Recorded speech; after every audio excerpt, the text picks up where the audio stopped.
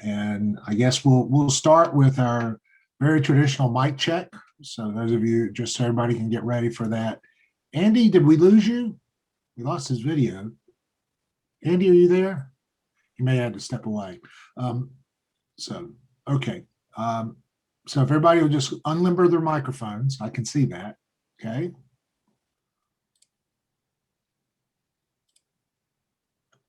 And I will say, the Lord be with you. And also with you. Lift up your hearts. We lift them them to to the Lord. Lord. Let us give thanks to the Lord our God. It is It right is to right give to God God thanks thanks and and praise. praise. It's in praise. It is right. Actually, that's not bad bandwidth. I mean, most everybody was kind of together. So it is right and a joyous thing, particularly when the bandwidth is working on a rainy day in Kansas City.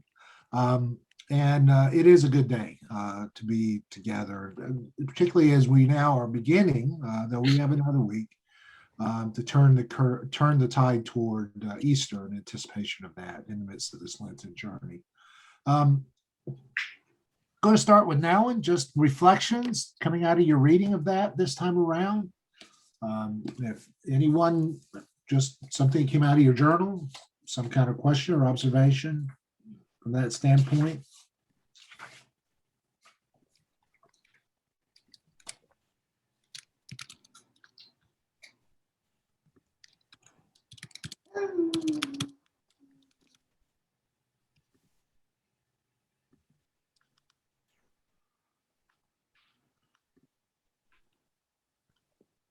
I think it was interesting seeing kind of his attitude of prayer that he has, where he talks about there's several excuses we can use to get out of it, whether we're just too tired, we feel too weak, or we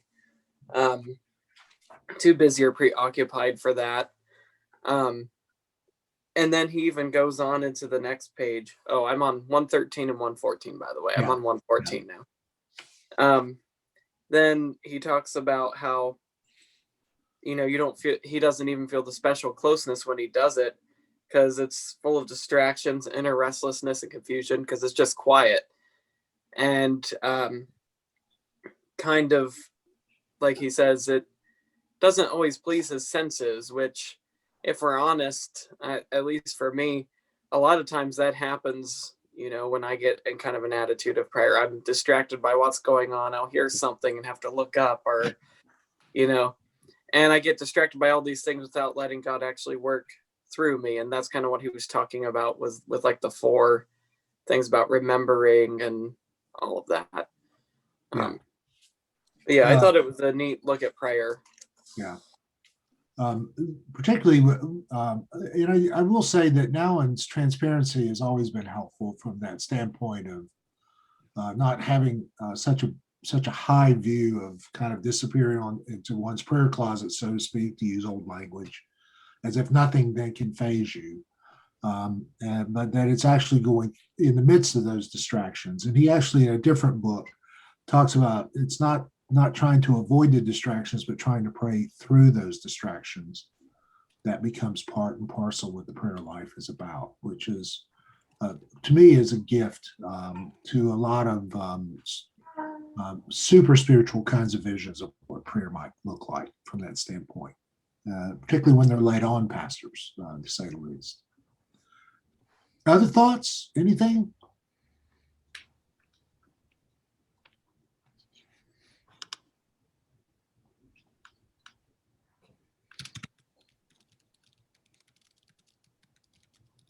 One reflection I had, Dr. Blevins, is just the this breaking of bread and sharing simple meals with spiritual friends, and how COVID has disrupted that, the physicality of the Eucharist, or even just being together to break bread. We had friends that have both been vaccinated, and they stopped by the other day to drop something off, and we had just dinner was just coming out, and it was like, well, do you guys want to stay for dinner? It's like such a nice thing to be able to say that to people when we've been so cautious about, like, we'll meet you in our driveway, you can stay far away, and like to be able to invite someone to your home and to your table, how valuable that is, and how much I think we'll appreciate it now post-COVID, having lived without it for a year. So yeah, no. As a matter of fact, I think the memories of this past year, both the painfulness and the sense of isolation, may be the very things that are sanctifying, and to some degree, use good old holiness language, as we move forward into a new year and hopefully new relationships. Any other thoughts? Well, I'll mention one as we go forward for the sake of time. I include in the slide, you'll see a little sort of snapshot of one of Nouwen's books, With Burning Hearts, which is really a meditation on the Lord's Supper. This middle section in here on the Eucharist, particularly as he moves into that by talking about the Emmaus Road.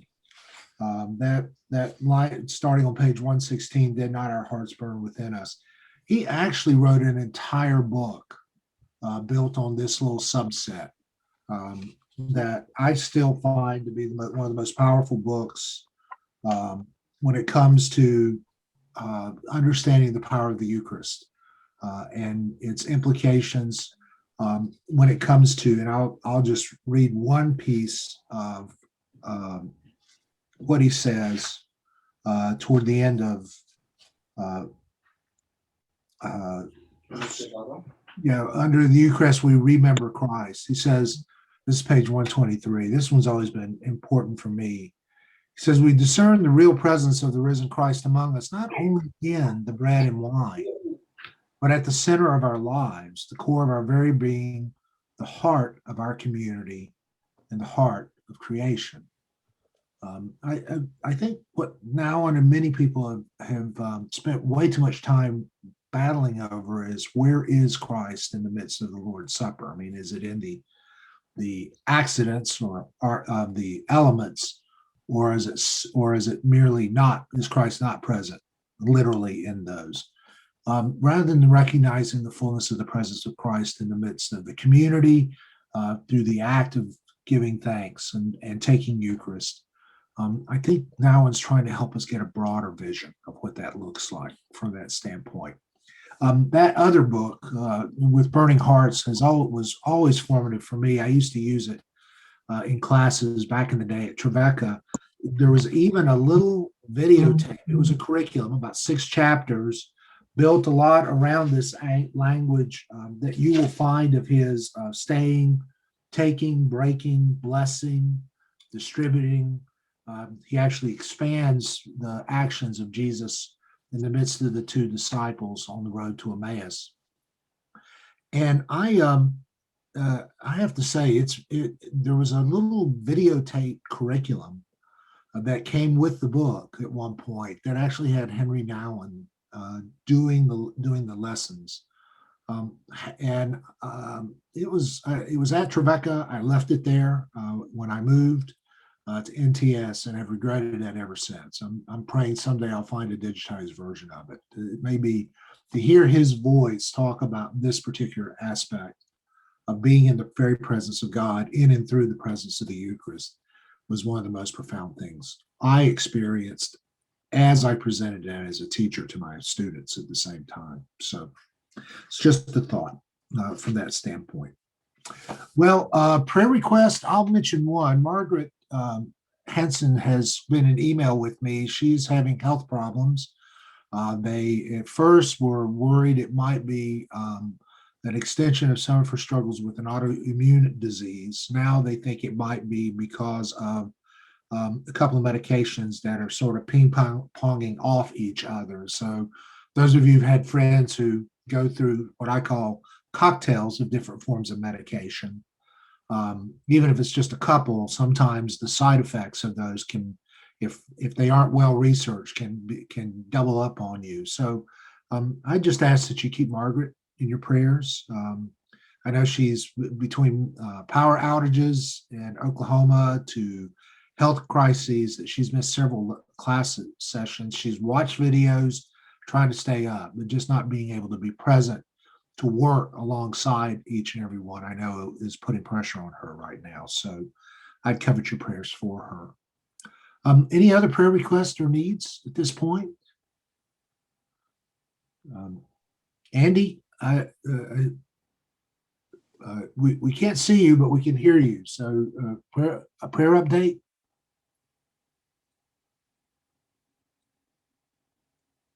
No, Andy, we can't hear you after all. So one thing you might want to do is log out and log back in. So that might be a way to kind of free that up.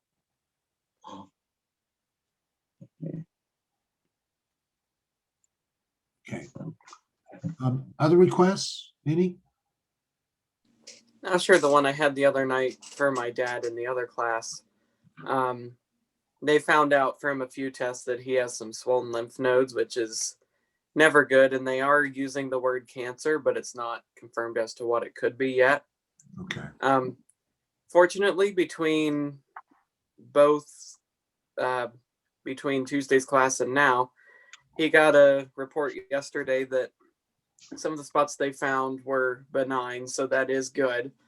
Okay. But they're going to continue watching him to make sure nothing develops out of it.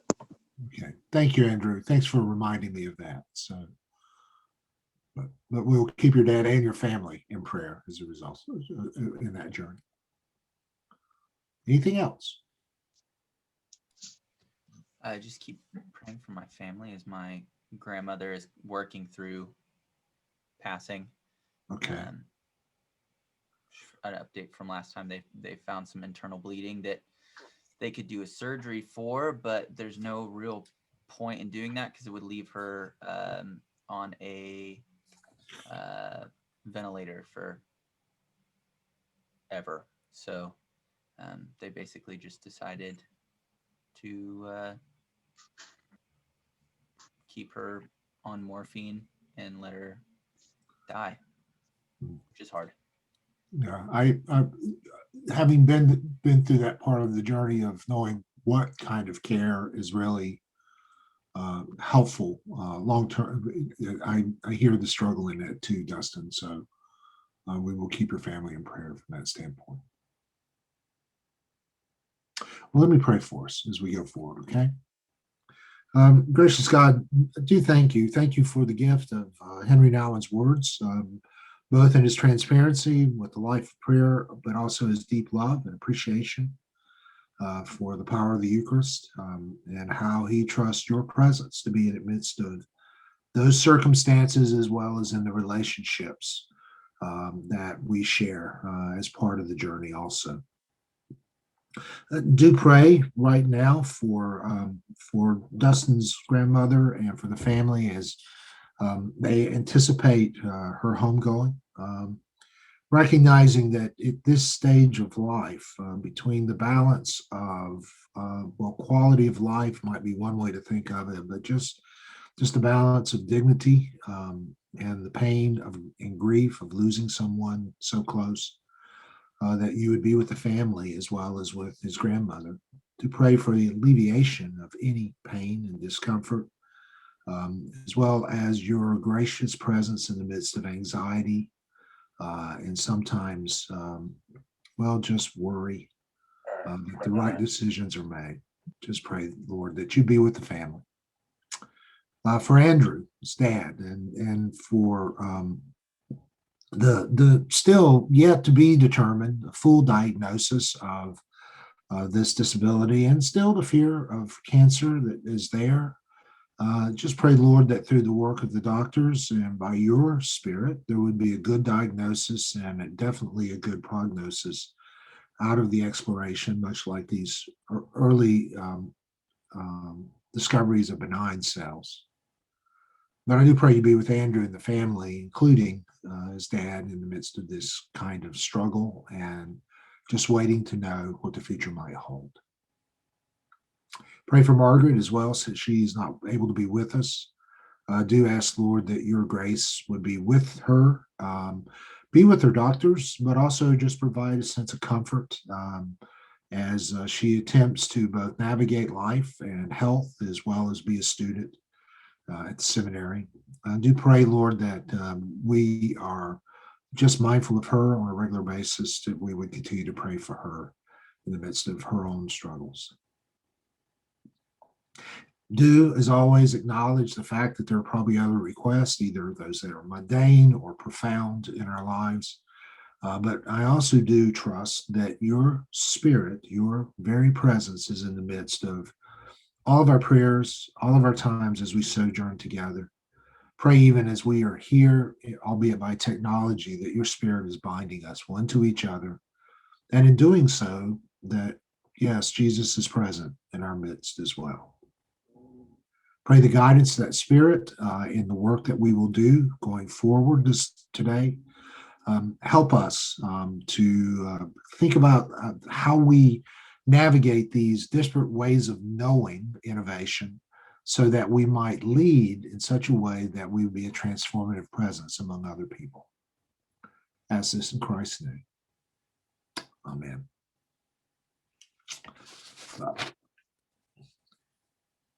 I think Andy's with us twice. This might be a telephone hotspot along with the computer hotspot. Who knows before it's all said and done.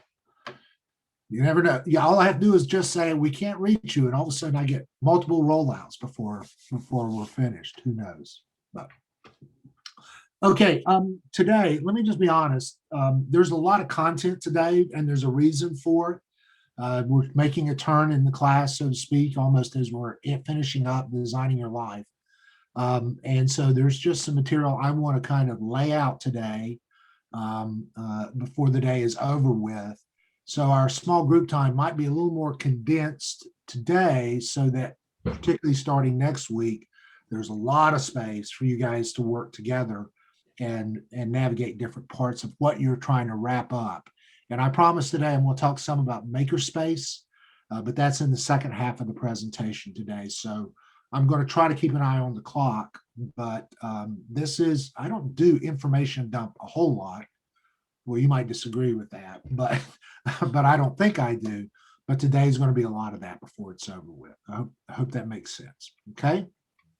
But before I do a whole lot of talking, we're wrapping up Designing Your Life this week. Appreciated some of the early posts. I know I saw there were some posts added, I think, after I had looked at some of them. So I think, Andy, you were the one that, if memory serves me, kind of got sort of nailed at the back end of the Designing Your Life book about how you got to do this kind of thing. And there were some other good observations. And I think, Andrew, if life tells me, actually found true purpose around teamwork as a part of your ministry strategy going forward. So just kind of thinking about this part of the book, any other observations or questions you have as we sort of kind of close up, both in their language about the importance of teams. Either those are really close to you, the supporters, players, or intimates, or the way in which mentors and communities make a difference, or sort of their kind of closing invitation to sort of adopt a designer's mindset and how we handle disruptive change through these 5 sort of, and I would call them postures. It would be one way to think about that. So that's it in a nutshell from me. Your thoughts from the book or questions? I spent a lot of time reflecting after reading this about the differences between this kind of design thinking applied to a team mentality and the article that we read beside it that was talking about team like this in light of a Christian perspective, and then the staff at the church that I'm at we're very team based. We use a lot of we language when presenting ideas to the church leadership, who then uses we language as they present ideas to the church, and how easily over the last year that language devolved down in the chaos of a pandemic, right? After a few months, you started hearing the staff communicate to the church leadership less, and then ultimately our senior pastor speaking to the staff less and taking on more responsibility himself, creating a bit of that quarterback mentality where everything feels like it's on the senior pastor, which is, it's so like that happens so often in the church. And it's a level of arrogance at the end of the day. Like we hate to admit it, but as a pastor, I recognize when I start doing that, when I start calling all of the shots myself, it's because I don't trust the people around me. Even if I know that that's wrong, right? Like there's a subconscious part of me that's choosing to decide instead of let others disagree with me, right? And so there's a level of arrogance there. And so I'm actually thinking about, I read this before our staff meeting yesterday, and I'm thinking about having our staff go through this, at least certain parts of this together, just to, as we're coming out of, especially here in Texas, as rules have just kind of gone out the window, which is its own thing. But as we're coming out of the standards of pandemic life into something new, that's also something old, rethinking how we understand design as a team, I think could be really beneficial to us, because there's been a lot of questions. Okay, what do we do next, right? Yeah. And I think this text was really good for me, and I imagine it would be for lots of church staffs. Okay, thanks, Dustin. Other thoughts? Hmm.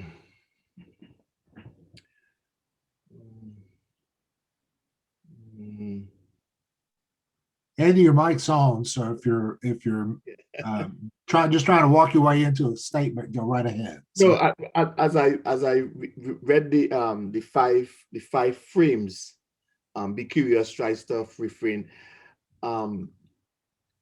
This is what for us as a team, as a pastoral team at our church, we have been sort of going through or have been doing. So when I read it, in terms of how it was phrased, in terms of the frames, I was like, oh, this is what we have been doing, maybe not recognizing part of the design thinking that we have been doing over the past few years. What does is Justin? Am I right? Justin? Who just said, I think we're the opposite, where we have the freedom, the space. The senior pastor is not trying to do everything or be everything, but he really gives us the freedom, the space to wrestle with these things, and to and we have freedom to the point where we have to be like, okay, so what is he doing? Because he has given us so much space. So I thought it was very unique in the sense of reading it in a book, not realizing that this is what we have been doing without having a name for it. Right. And I want to go ahead and say, Andy, and Dustin's language on teamwork, but what you're saying more about the posture. Yes. I suspect a lot more pastors, this is kind of where I started the class, really do have this kind of bias toward action, where these kinds of invitations are there. Now, what I'm about to say may surprise you. I think a lot of leadership education of pastors, particularly through certain sort of leadership gurus, have not given that impression. So that for some pastors who might find it's okay to be curious, just try stuff. No, it's a process, and ask for help. I mean, just using those, definitely the last one, asking for help. The way they have been shaped and formed through their education on what a leader should be. This goes back to Dustin's notion of sort of the leader as the quarterback. That has created a lot, has hampered, I think, some pastors at times, or maybe they even live out some of the frames, but when it comes to the point of saying, I don't know, that's why we're doing it this way, suddenly their education kicks in, and it's like they have to be the sole authority and kind of give a different way of, yes, I know what I'm doing kind of mindset. And it really hurts them and hurts the process before it's all said and done. So I hope you hear, I think more pastors would kind of like these frames if they were given permission to lead out of these. And that meets the expectations of both the congregation, but even their own formal education before it's all said and done. So, but it's a lot different than some pastor has to feel like they have to show up in a staff meeting or a board meeting or in front of the church and says, I've been down from the mountaintop and I have a plan. sort of like Moses, and God has delivered me how we're going to go forward. Instead of saying, I'm not quite sure where we're going, but wouldn't be fun to figure out where God's leading us. It's just a really different kind of posture from that standpoint. Any other thoughts? Doing the bad thing that professors aren't supposed to do, which is comment after everybody's comment. I just can't help myself. Anybody else?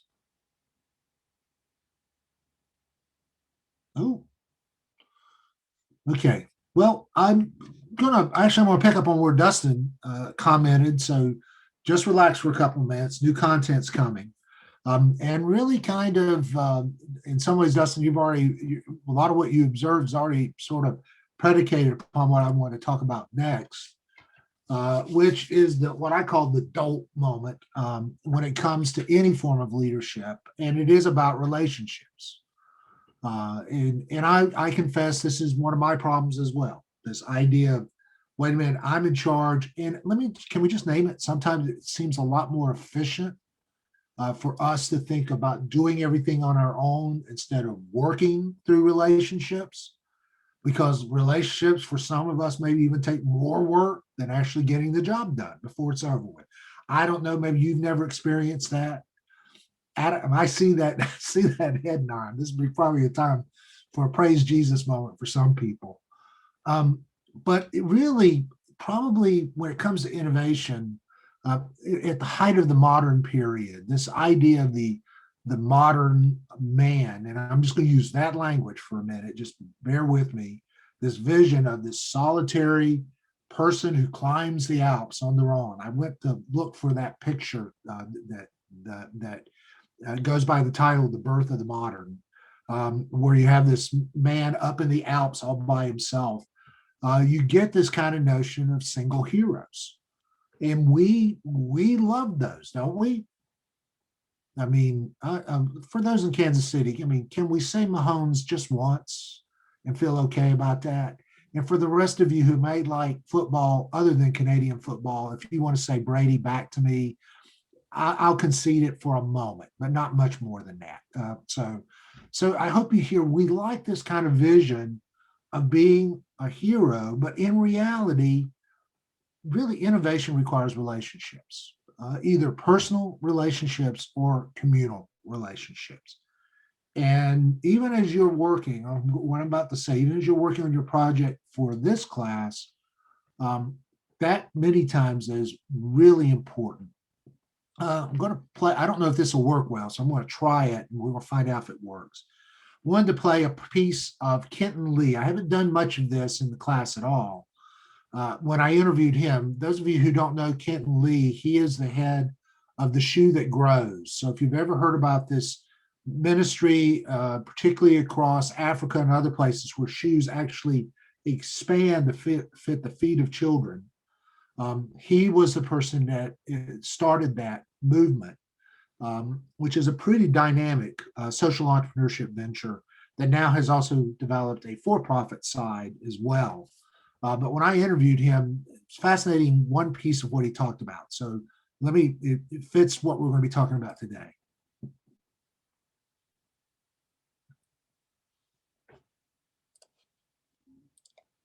The bigger thing with our shoes that I didn't understand was what you just talked about, price point, and how do we market this, and who's our target market, all that stuff. I really had no strategy, no plan as we got started. To be honest, we started making our shoes. They were $17 a pair to make, and I was getting them out there for a $10 donation. So essentially, the more shoes we got out there, the more we were in the hole, right? And that's where my skills and strengths were, kind of the vision, the entrepreneurial kind of startup mentality. That's what I was kind of good at. I was not good at numbers or spreadsheets and behind the scenes and really the business stuff. So got really fortunate and blessed that my best friend in the world, his name's Andrew. Andrew quit his corporate job to come help me run this. And he is everything that I'm not. And so he was able to come in and say, here's where our price needs to be. we're going to get our costs down. You know, we're going to price it at 15. We're going to get our costs down. Here's what we need to do to get the next order. Here's our cash flow. I mean, all these things that I just wasn't thinking about at all. He was able to come in and really make this happen. We wouldn't be here today without Andrew. And so it's just a testament to, those are probably some skills and strengths that I could have maybe worked on and developed over the years, but it just wasn't natural for me. And not that we can't be good at things we're not good at, you know, but for me to be able to grab a teammate and say, come help me with this, and for him to feel like that was his mission and he could bring his own skills and strengths. He and I just work great together and have been such a team with all of this, and so it's been fun, you know, to get to work on this with someone who has all the strengths that I don't have. Just a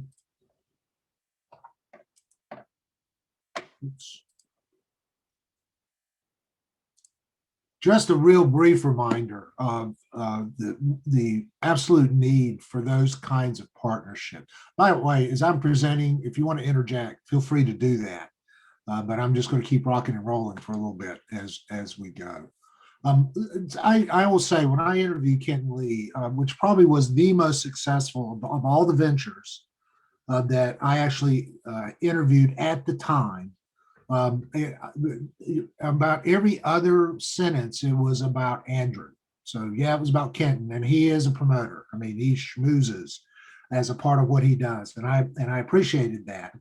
But he almost every time we would be in the middle of the interview segment, Andrew was lurking somewhere in the background, and Andrew was happy to be in the background, but you could tell that the shoe that grows, that Kenton, we would never have access to a Kenton Lee outside of Andrew. And oh, by the way, I'm writing a book on the disciples where I'm doing it in pairs, and the first pair I'm looking at was Peter and Andrew, and the way in which, in some ways, what we know about Peter, good, bad, and just plain weird, we may not have really known if there had not been an Andrew. So relationships factor in everything that we do. So I wanted to spend a little time on the piece about mentoring. And I think, Dustin, this actually went to the other comment you made about not knowing about what it is to be a good mentor, or relationships with mentors and mentees. And I'm going to talk about it out of a book that I like by Sandy Higgins Matei, Sandra Higgins Matei, but I know her as Sandy. That was published in 1996. So it's old as dirt. That means you can probably get it for 50 cents to $1. And she is addressing mentoring from the standpoint of being faith mentors. There was a period of time where that language was very important, as opposed to being a spiritual director, for instance, or a soul friend. But what would it mean to mentor people in and through the life of the church? And there were entire programs being designed around this, not so much in the Church of the Nazarene, but in other denominations. And so she provides a definition of faith mentor that I really think actually could work pretty well with any form of mentoring with faith in mind, or out of a Christian perspective. And so she says a faith mentor is a co-creator with God who, as a living, let me back up. I was making sure I was recording for Margaret's sake. So that her definition is a faith mentor is a co-creator with God who, as a living representative of God's grace, participates in the relational, incarnational, vocational, and spiritual growth of others. And that's sort of her definition. Now, co-creator in the book, she's very quick to say that's not an equal partnership. We participate in God's ongoing creative work, but we do participate with. So we are we're just not equal. We're not equal dance partners, so to speak. We know who's leading in this dance step kind of way of thinking about it. And that we aren't God's grace, but we are a representative of God's grace. So she does respect the uniqueness of who God is in the midst of this, but then calls us to participate from within this very gracious outreach that God has provided to us, and to be representative or ambassador even of what that grace might look like. she stresses these 3 dimensions. I'm not going to read you the whole piece. You'll get this as a PowerPoint anyway. But that good mentors really focus on the relational component of what that mentor protege relationship looks like, and spends time within that, and recognizes that relationships really are the vehicle of the grace, that they're incarnational, that they really are there to embody as much as we can as human beings, the very presence of God and God's gracious presence. But that also mentors are very contextual. They're mindful of both where people are in their journey and the context that they come from. And so that a lot of what we're trying to do as mentors is to make sense of where people are in light of where they are in their journey, not expect them to be in our journey, which is a different way of thinking about what's going. And that, in some ways we do, though, also come with a context also that represents the values and practices of the communities that we're representative of in the midst of our mentoring. So it's a kind of merger of context that she understands that goes on. I've always liked the fact that that in her book, she says that that basically if we're looking for a mentor, and so this kind of picks up with some of what's in Design Your Life, but it's coming from a very Christian perspective, is that we look for someone who sort of embodies what I call adult wisdom. And wisdom is a particular category for me that goes back to people like James Fowler and others. But there is a kind of certain maturity in the faith. But I like these other criteria, that people know they're not perfect. So there's no Yoda in this crowd. I know I look like Yoda, but there is no Yoda. That is a mentor. That they are patient and attentive listeners, something I need to work on. That they are people who invite trust. And there's a whole model of leadership that I know of that really focuses on the ultimate thing that a leader is they are people you can trust because they are consistent. They position themselves in such a way that every time you go to them as in their leadership, they are consistent in how they respond. And therefore, that's how you know you can trust them. But they're also not only trustworthy, they are trusting in the very grace of God. And so they trust that even as you come to them, that it's God's grace that's going to be a work in the middle of that relationship. That's something that I think Mate helps us understand about mentoring and mentorship when we think about who we're looking for. What I also appreciate is she does take time to even talk about what might we look for in a protege or a mentee. I mean, you could use either language. I grew up with the language of protege. That may sound at times a little bit paternalistic, I guess would be one way to say it, or hierarchical. And so mentee is a word that's being used more often now, since the relationship seems a little more at least sharing the same role. But Mate says that that mentees really need to be able to demonstrate a desire to follow God's direction, and that they have to demonstrate a willingness to think and reflect, and they have the capacity for positive perceptions. This is one reason why some people, just because of where they are in life, really do not make good mentees, just to name it. So out of those postures, if people tend to be have really wrestle with direction, if they tend not to be reflective, if they tend to see things predominantly negatively, then that relationship may be difficult over time. I mean, then you're taking a different role perhaps in that person's life than being able to mentor them. But then she does go forward and say that mentees also need to be willing to make a commitment. They have to have the ability to accept direction and risk change, and that they have some kind of common sense of vocation or calling, something that they see this relationship helping drive them toward. So it's not just hanging out with a friend. There is really a reason for that getting together. Hope that makes sense from that standpoint. A couple of other pieces There are sort of roles that Matei says that any mentor might take, and she uses 4 versions of it, where sometimes a mentor may be a guide, someone willing to walk with and lead a person. They may be a model, they're just being willing to be a spiritual example for a person.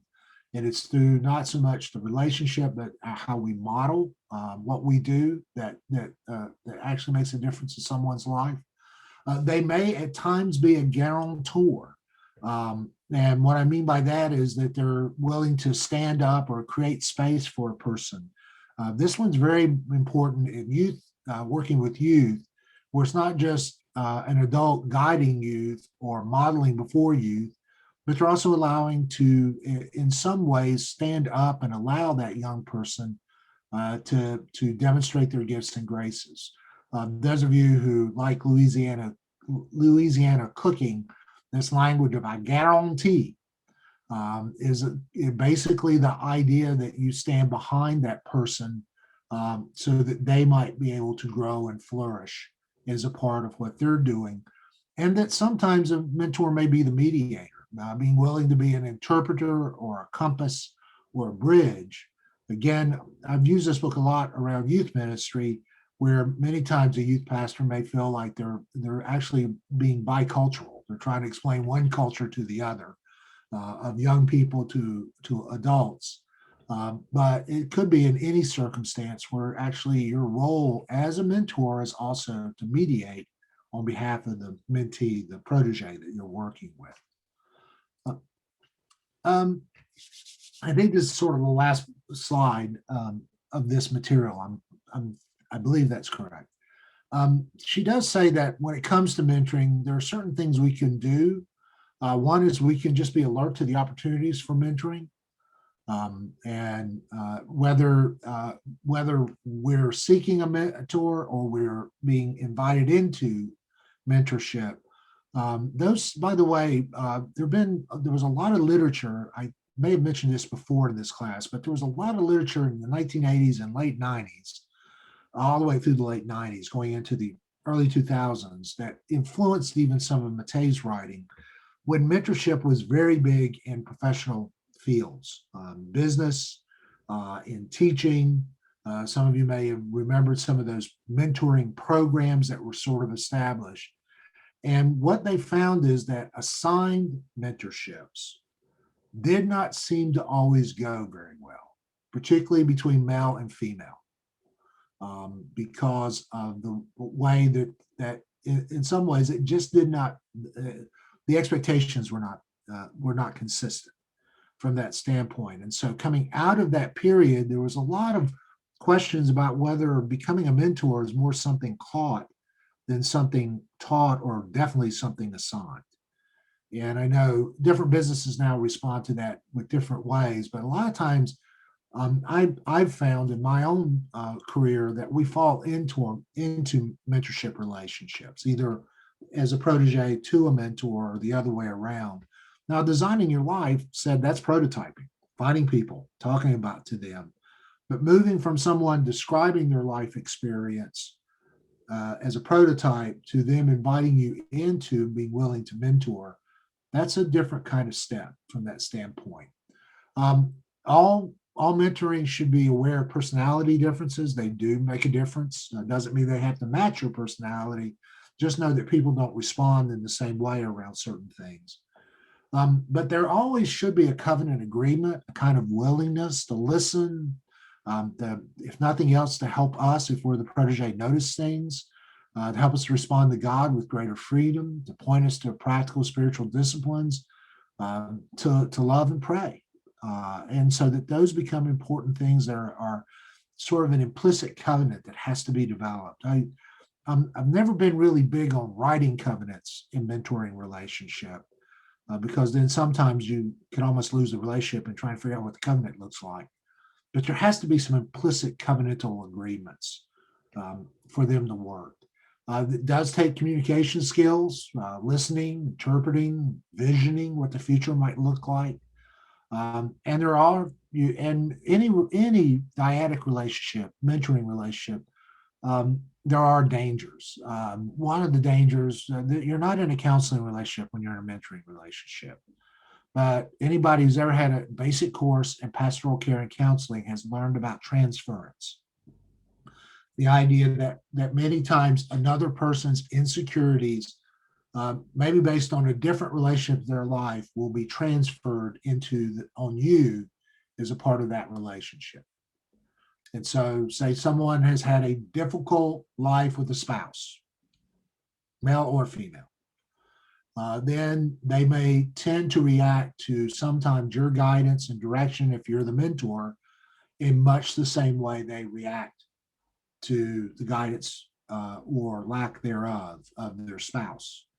And their reactions may surprise you because they've transferred a certain expectation onto you. So transference sometimes is used about, it can devolve into very unhealthy relationships, particularly if you become a surrogate in that kind of a relationship, either direction.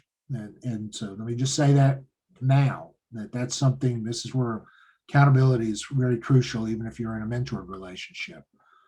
But transference normally is something that's a little more benign than that. But don't be surprised if the reactions that you're receiving from a mentee, or even if you're working with a mentor and suddenly you feel like the relationship is starting to change, that it may not be about you. It may be about some other aspect of that person's life being transferred into this relationship.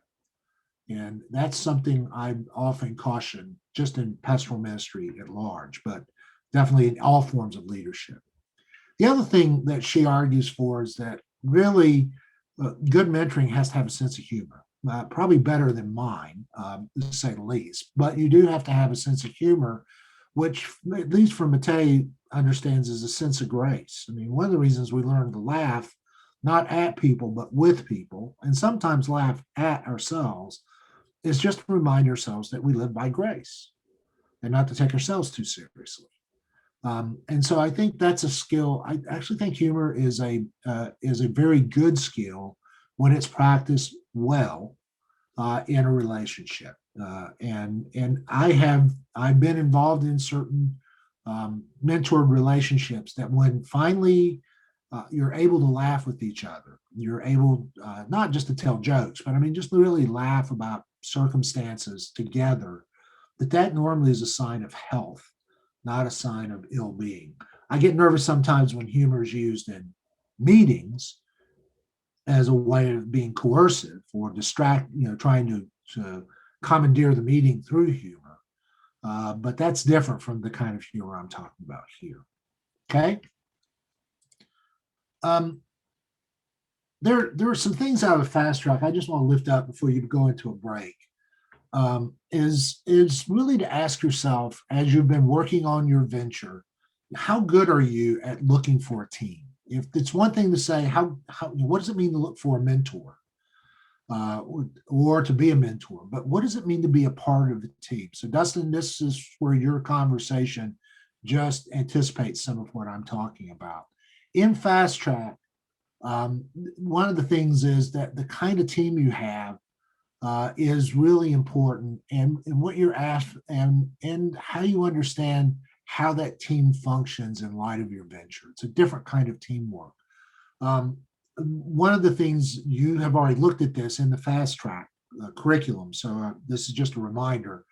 When they were asking you sort of key questions right at the beginning of this section of Refine, what key tasks have to be completed, who will complete them, how best to complete them, both from a functional and financial standpoint, how to both the efficient and in some ways stewarding of resources, and how will you evaluate the results? How do you know the venture's got a shot? If the answer is me to all of those questions, you could be in pretty deep trouble. And I do think that is, again, part of the myth of this Lone Ranger entrepreneur, and it really is the myth of the Lone Ranger pastor.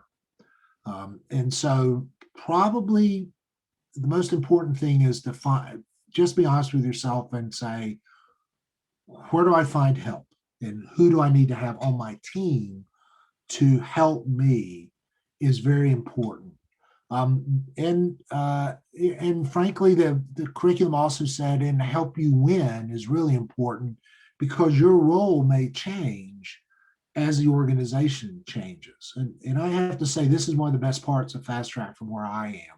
We're focused right now on the startup. I mean, let's just be honest. And most of us are still trying to figure out, will this idea work? And I hope you hear we should be. I mean, this is part of what's going on in the way we're thinking right now.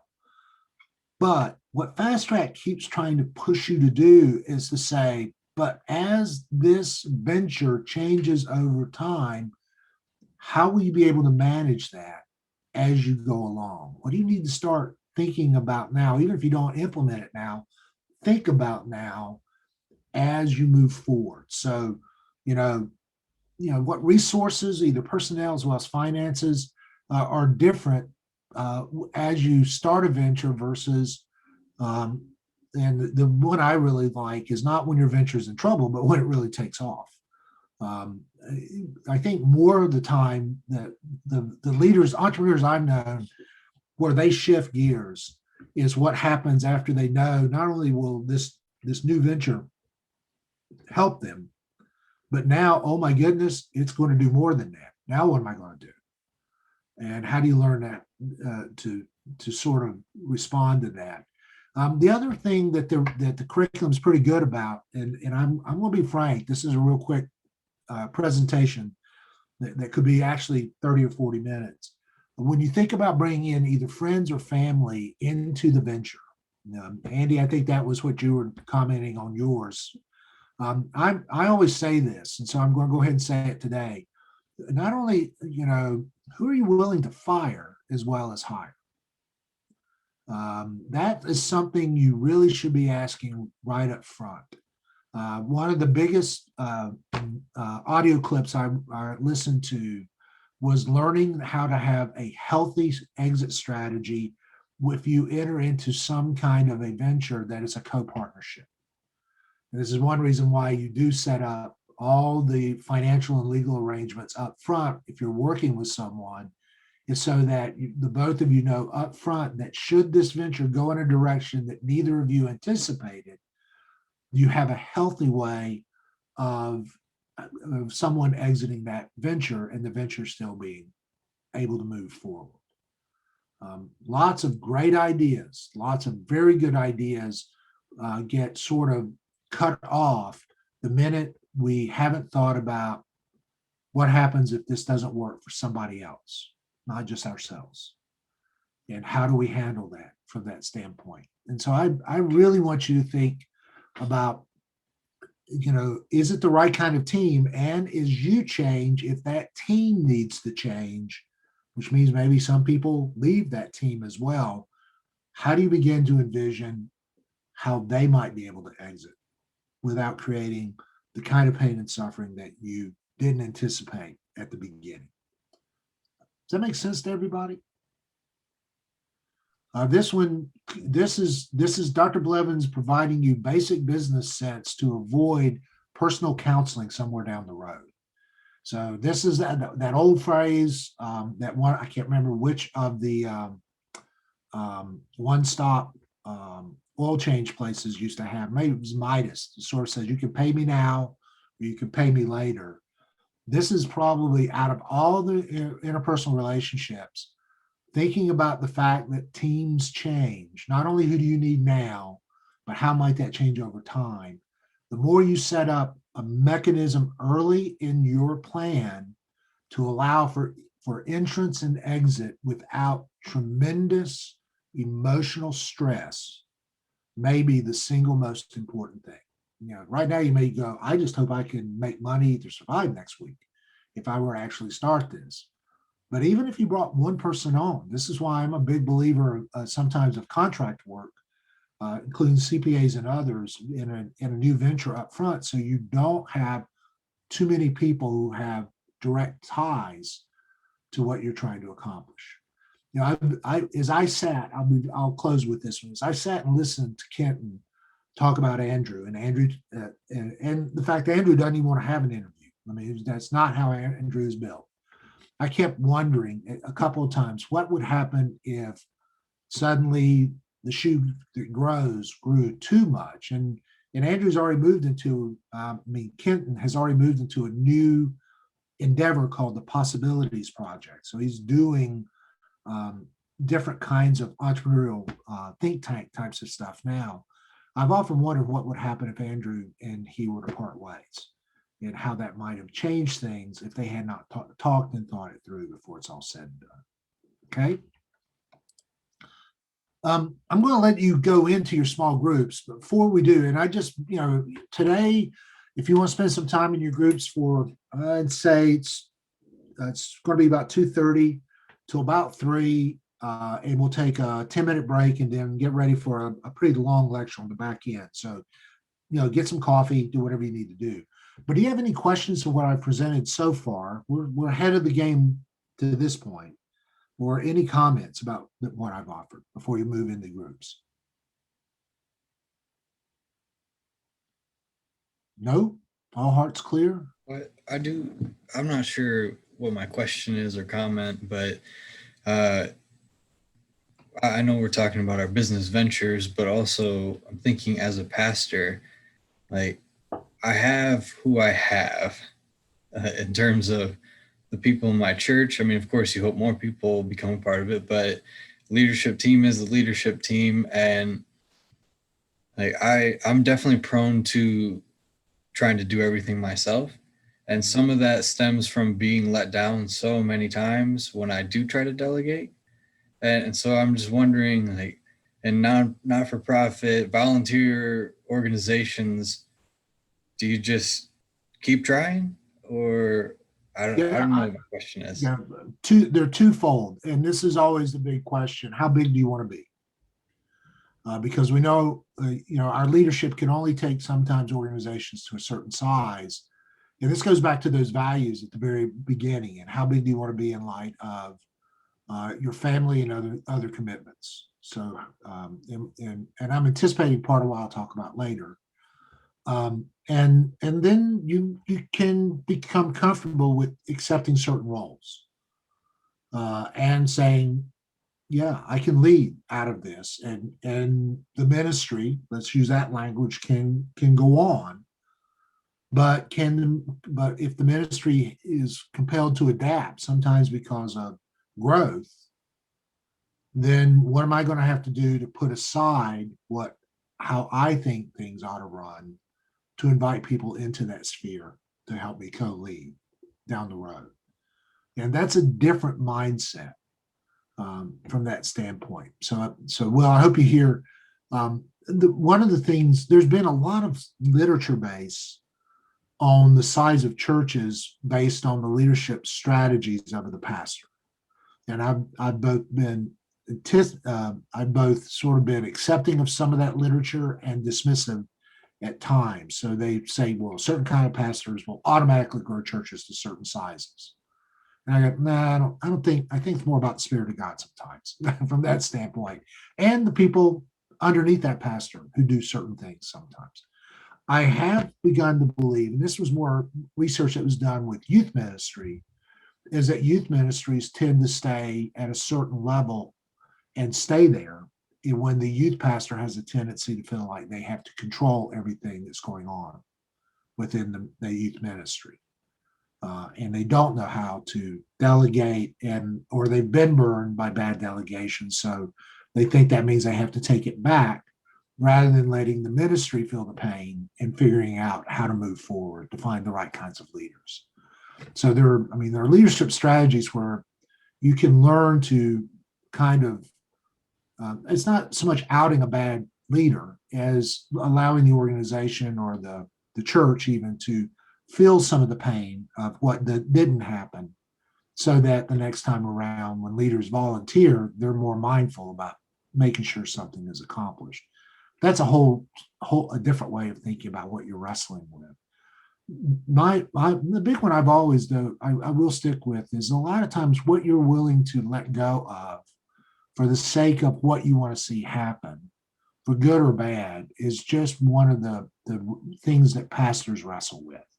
Not so much business leaders sometimes, but definitely pastors. And I don't know if that's out of that shepherd's heart or out of the implicit models that sort of communicate to us that every time something fails in the church, we feel like we're the failure as a part of that, as the shepherd of the congregation. I mean, there'd be multiple reasons that might feed into that. But learning to let go is probably the hardest thing I've seen pastors do over time. Except for janitorial duties. I've never found a pastor who just wants to hang on to those at all costs. I mean, Jay Wilson, maybe because he runs his own janitorial service, might be one of the few examples of that. But he's an entrepreneur. He's actually made that into an expertise before it's all said and done. Okay. Well, that may be a conversation to continue. So what I want you to do, though, is think about either the team discussion or if you're still stuck on some piece of your business concept. So for some of you, you're well past that. But for some of you, if you're still, where is it that I've got everything being put together well, you can still circle back to that.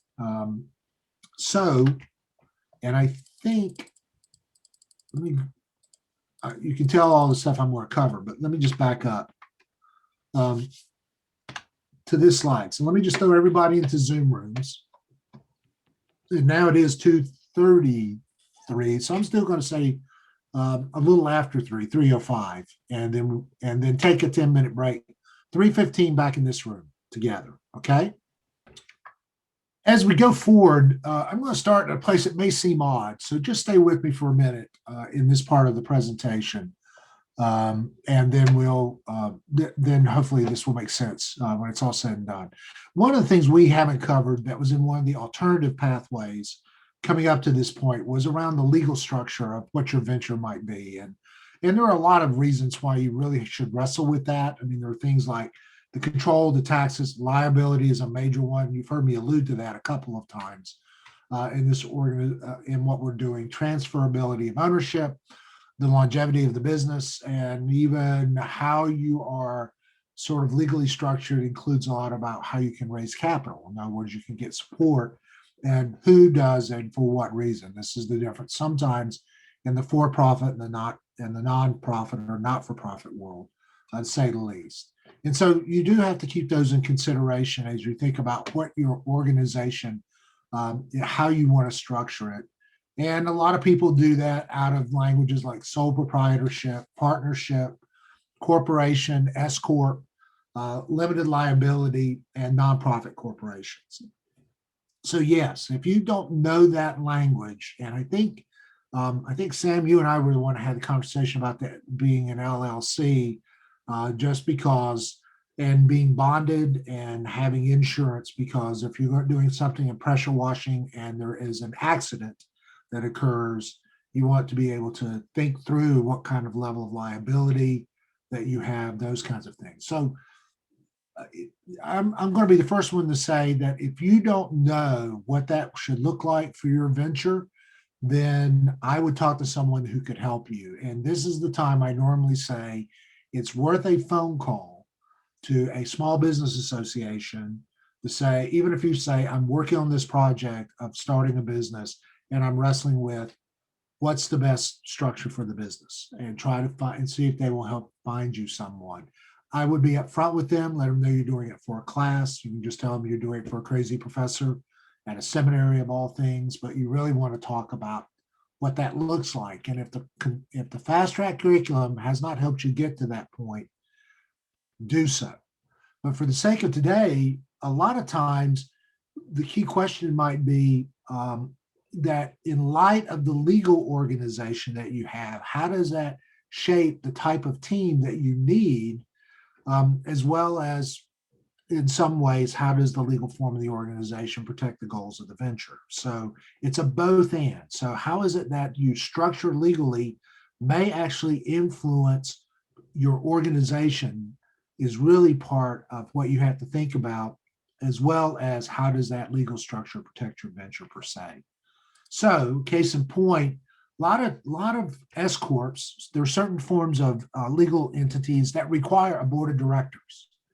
And again, without spending a whole lecture on this, because the curriculum has some of this material, knowing what a board of directors does and why it's there is really important. Now, traditionally, boards of directors serve the shareholders. Yes, and this is one of the hardest things sometimes I've tried to say, even in the church, that the church board is there to serve the church. Some boards tend to think the other way around, but that's a different issue from that standpoint. It oversees policy, it oversees administration. It does not do administration. One of the difficult things I've had as someone who's chaired a number of boards is trying to keep boards out of the micromanagement of the administration and understanding their job as overseer, not as replacing what the leadership is tasked to do from that standpoint. Normally, boards have liability. So again, you're thinking about implicit costs.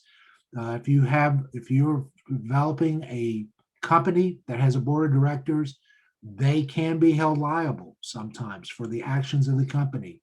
And so many companies, and I'm part of a nonprofit even, that has insurance upon their board of directors because of the way that nonprofit is structured, could actually come back on a board.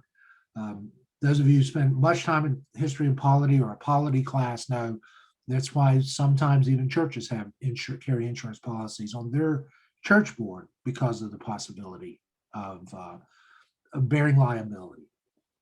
It really, good boards attract can really be a good referral, a sounding board. You should put people on that board that again can help you by giving you reflective strengths that maybe that you don't have in your venture. A lot of times board of directors also attract money sources in the for-profit side. But this is actually very important a lot of times in nonprofits, because sometimes you want board members who will be your advocates and can be the kind of people that can speak on the behalf of your ministry in such a way as to garner support for that ministry when it's all said and done. I have even seen nonprofits that put expectations on board members giving so much to the ministry. I have mixed emotions about that, because if you want different kinds of board members, some people may donate intellectual capital, or they may donate relational capital without necessarily having the capacity to donate financial capital to a ministry. But you really need to think, who do you want to have on your board and how do they help you in moving forward? For some ventures, instead, you'll look at an advisory board. Advisory boards provide expertise and advice. They normally don't have to be constituted the same way based on a constitution or articles of incorporation. So they have much more informal accountability for the entrepreneur. And advisory boards aren't legally responsible for the business's operation. So this is one place where I often encourage you, as you're starting your venture, unless you are required to create a formal board and how you're starting, at least you can create kind of an advisory committee or an advisory board in the place of that. You can stop me if you want, but I hope this makes sense as you're thinking about who you bring in.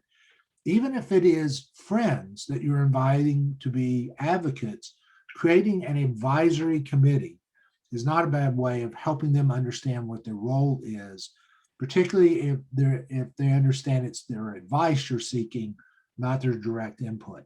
And that's just a careful thing to keep in mind. Sam? Prof, I had a question about that. So what's your best advice on when an organization should, if they have an advisory board, move then to a fully functioning board? Yeah, I think a lot of times that comes with what you need for fiduciary. In a nonprofit world, it's when you need fiduciary oversight. In other words, you now are starting to raise the kind of money that you no longer can function as an extension of maybe another organization, and now you need your own board to provide that, and you're moving to a separate 501c3 status as a result of that. So you're no longer sheltered, umbrellaed under some other organization. Then you will be, it's mandatory. Your state will tell you that. I see. But I think a lot of times it's when you're starting to move to a level of independence, then you need to have a level of accountability that goes alongside that independence. So that's always been sort of my balance in those from that standpoint. Many times, though, the minute you decide to incorporate, hear that word corporate, become a corporation, you have to have accountability, fiscal accountability, and to some degrees, due diligence for the sake of the employees of that organization and other things from that standpoint. I have wrestled, and I've been chair of a couple of nonprofit boards. I have wrestled to try to keep some board members out of the day-to-day, but sometimes I've wrestled with certain leaders to make sure that they provide the right information so the board can provide the right guidance that they have to provide. And that becomes a wrestling match of really clearly defining roles of both administrative task, but also board oversight in such a way it's done. Other piece I'll say, if you have to create a constitution or an articles of incorporation, I am a big believer in keeping those as small as possible. And then you create bylaws or something that you can change more regularly as a second legal document that flows from the articles of incorporation or from the Constitution. First Compassionate Ministry Center I ever became a member of the board, they put their entire policy manual in their Constitution. And which meant that every time they tried to change one thing, it was like talking about amending and ratifying the Constitution all over again. You want to talk about pain and suffering. That is the worst thing that can happen, where a very thin Constitution that clearly, or articles of incorporation that clearly lay out what you need to do for the sake of the state, but also for the sake of what you're trying to accomplish, keeping that small, and then allowing policy adaptation that still requires board vote, but doesn't require the same kind of due diligence, really makes a whole lot of sense. So I hope that's helpful, Sam, from that standpoint. Thank you. If I were to ever translate what I'm learning in this class into nonprofit world, learning how to do boards well is probably one of the greatest weaknesses I've seen in a lot of first generation compassionate ministry centers. And part of that's how they were born, and learning how to do that very well is probably going to be the future of the second and third and fourth generation of those centers going forward. So enough said. Main thing here is just understand that your legal setup does influence the relationship of the very people that are going to guide you and be a part of who you are. And that you need to make sure you're always thinking about both of those simultaneously from that standpoint of who's going to advise you, how are they going to help you, and what kind of organization best accomplishes that in light of what you're trying to accomplish legally is really crucial. And some people race to set up articles of incorporation for an LLC, for instance, and they don't automatically sometimes think about what that looks like when it comes to oversight. And I understand that at the point of startup, but one of the things, and I'll say this 2 or 3 times, is if you're going to get support for your funding and resource, they're not interested just in who you are as you first start. They're interested on what's the survivability, the sustainability of your organization when it is on its own legs going forward. There's no need to invest either like a bank or even a church or a group in an organization just because you think I can control my startup costs or I can control what I have to do at the beginning, unless you can also demonstrate that once this thing is up and running, I also know how to continue it going forward. And that's one of the things I'm speaking to the ministry world right now. We don't always think about with the same kind of depth. Infrastructure management is important. This goes back to, Will, our conversation earlier. Right now, when you're thinking about the flow chart of what your organization is going to look like, it may look like this one. You. But at least setting up a structure as early as you can to know what you would offload and why. And Will, I think yours, you were thinking mainly about volunteer coordinators, if memory serves me, in yours. that's a great way of thinking about, okay, if I set up the structure and maybe I can't assign all three of them, maybe because maybe you don't have follow through in an area, but can I assign two of them? And there's very capable people that make that happen. And I'll maintain the leadership of the other component of what's going on until I find someone I can cultivate, mentor into that role. But if you have a sense of what the flow chart might look like, at least you know where you can hand off duties as you need to do that. It's also good to do this as a thought exercise as you think about scale. In other words, if it gets bigger, who's gonna fill these roles? And I'm just going to talk to Dustin and Adam for a minute. When you're the content, as the consultant, one of the things I've watched is what happens when somebody gets really good at what they do, and someone comes along, and I'll use Dustin as an example, says, you actually do know how to do this. I'd like to invest in you starting a production company.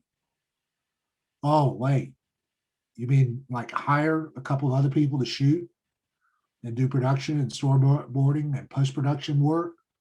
Well, I'm pretty good with the camera out of my back bedroom, but what does that look like? Or Adam, for you, if it's IT consulting and somebody says, we actually need 5 of you.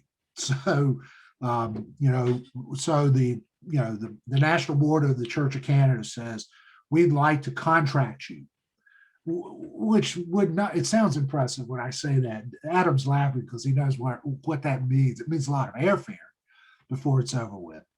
But all of a sudden, if you have to go, I can't spend half my life flying over to Newfoundland to do consulting. I got to find somebody. Now you have a consulting service, and it's still born out of your vision. But guess what? now you're having to figure out how to at least connect to a couple of people and develop a system and strategy so that if nothing more than kind of you coordinating for those other people, maybe they're willing to do it, but they don't have to set up all the management of that. You may find yourself in a leadership role you never anticipated as you start out. Does that make sense to everybody? So the more you can, and while you're doing this class, the more you can plan what the structure might look like, the better off you are. Can I just be blunt? For those of you who think about church planning, this is really important as you think about taking on different aspects of the life of the church. And is it always going to be about you? This is why there are certain people, and I'm doing this trying to do this in a hurry. There are certain people who are great church planners who can't stay at a congregation more than 2 years after the plant. And they disappear. They go somewhere else. And they bring in a different pastor who then takes that church and its kind of minimalist level and moves it to a viable freestanding congregation. And that church planner is great starting another church. But if they haven't thought through what it looks like to then move that church from incubation to thriving, a lot of times that's why those church planners spend half their life starting new churches and wondering why they can't go any further. Well, they never thought to scale about what that looks like in the same way maybe some other pastor might have the gifts to do that. Hope that makes sense. For Stephen, it's one thing to start a gym. It's another thing to start a series of gyms. And again, what does that look like? When you're trying to do what you're doing is really kind of important from that standpoint.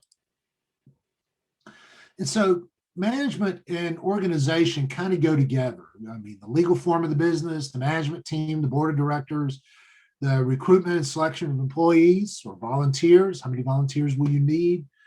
Compensation and ownership. If it's a for-profit venture, is this going to be a shared profit program, or is this going to be some other kind of model? Are you going to have to offer compensation, and do you have to really think about how much you can afford? If it's employee reward and incentives, what that goes with, either paid or implicit. By the way, again, this is one of my pet peeves when it comes to overseeing congregations. A lot of times we invite people in, we recruit people to ministries, whatever, asking, how is it that they see that they own a part of what that's going on and they belong to it, and there's something that comes in and through it that is not a quote payoff, but it really is an implicit benefit from them being a part of that ministry. And how do we reward them through the year or over the years for what they do? We tend to draft a lot more than we realize sometimes when it comes to churches. And it's not, I'm not surprised when have visited congregations or been a part of a couple that are burned over, who've had, and I'll say Church of the Nazarene, this is true, who've had maybe in a mid-sized or small church, had anywhere from 3 to 5 pastors over a 10-year period who constantly come in and reinvent the wheel. And after a period of time, the members of the church really don't feel that they've had ownership. And so they quit trying. They just back away because 2 years from now, it's going to change again in their mindset. How do you help them understand that their contributions make a difference as you go into a church and as you exit a church are very similar to the same kinds of questions that are being asked here from that standpoint. Communication, it's hard for me, I could spend all day on that one. But infrastructure, what's the support that holds the organization together? All of these go into the business plan, and you have to think about these. Some of you have already been doing that kind of work, but they keep showing up as time goes along.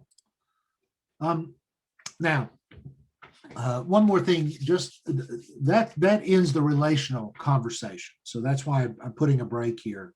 Now I'm going to talk about one other big rock, but in between, I wanted to kind of remind us where we are in the class. Okay.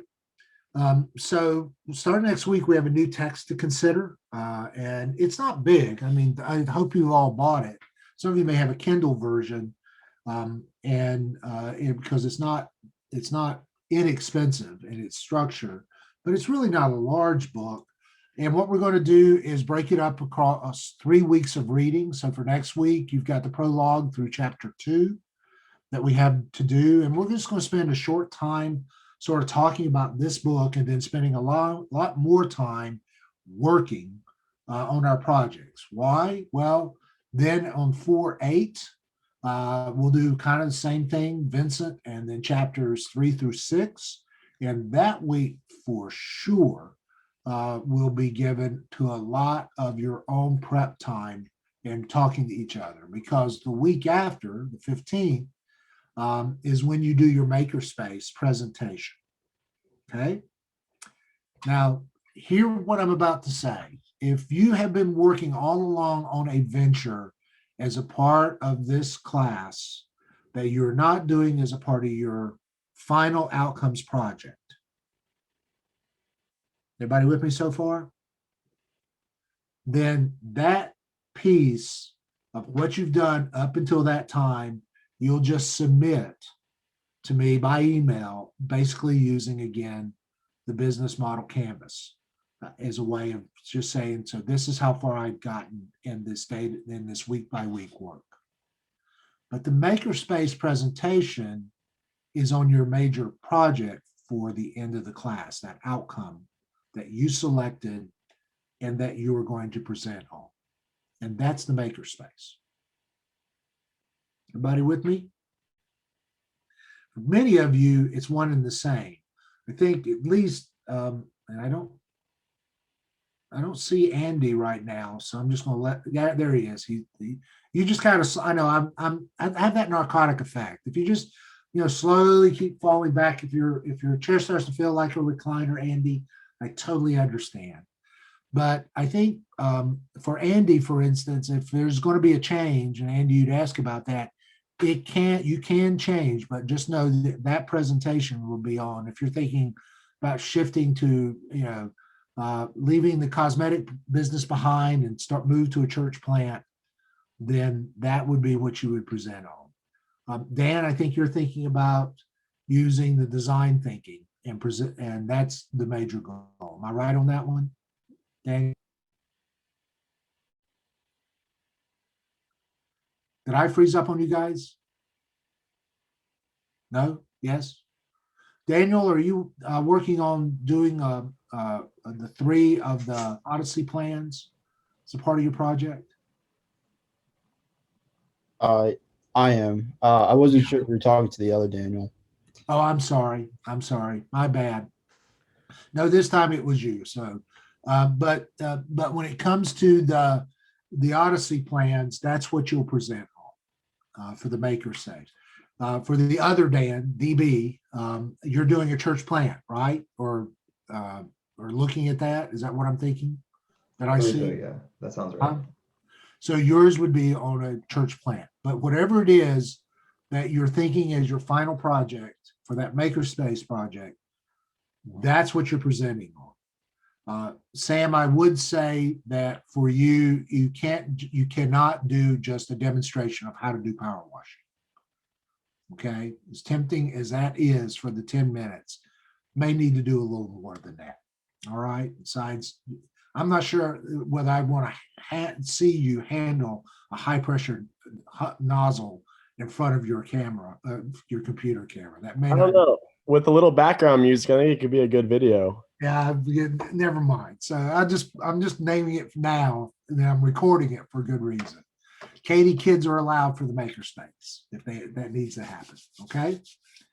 Then that week you'll present on the 15th, and your turn. And I think right now it says the next day you turn in your final written version.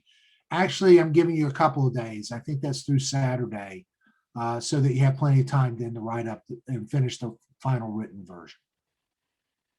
Does that make sense to everybody? Those of you who've had classes with me before know I like for you to be able to talk about your big idea before you have to submit the final written version of the big idea. And I may even push that writing project back a little bit if people feel overwhelmed, but we've got a couple, 3 weeks to work on that. Then the week after, we just take a pause, and we've finished Vincent's book. We kind of debrief on what we've heard and seen, and then you'll turn your journal in, and then the very last week of class, all you have left to do is to write your final reflection for this course. So the reason I point this out right now is that all of a sudden we're about to start down a very fast hill in what we have to do over the next month. Now, if you've been working along, this is the old Dean Blevins, this is more like biblical languages than it is some of the other classes. If you've been learning your grammar, and if you have been learning your vocab, and you have been really kind of bouncing with fast track as you've been going along, this is not going to be that difficult on the back end of the journey.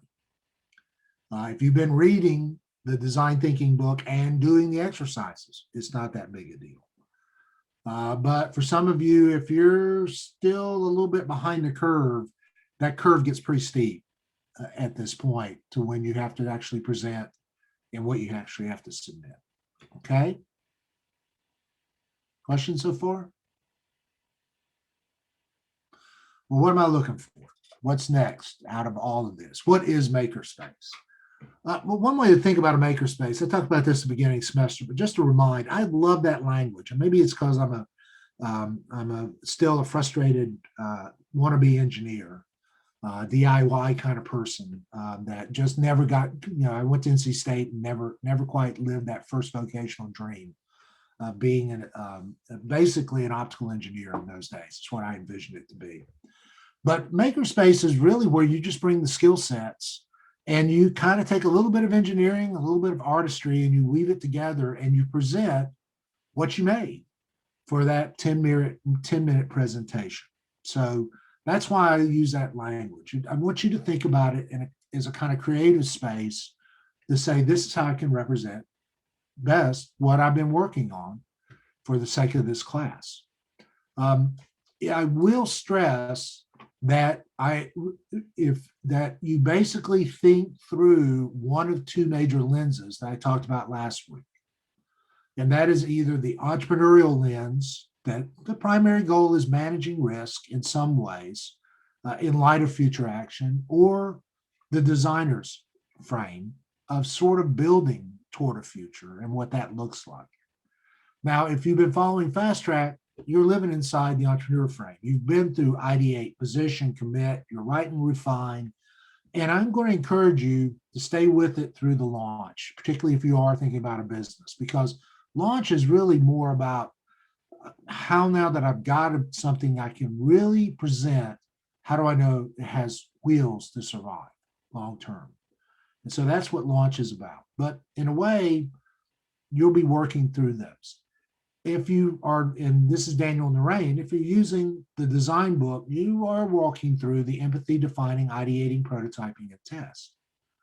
But for the Daniel Buckwalters, for the and for Andrew, for those of you who are looking at something else, just fair warning, as you write up what your strategy is, I do want to see one or the other of these two frames influencing what you present and what you submit before it's all said and done.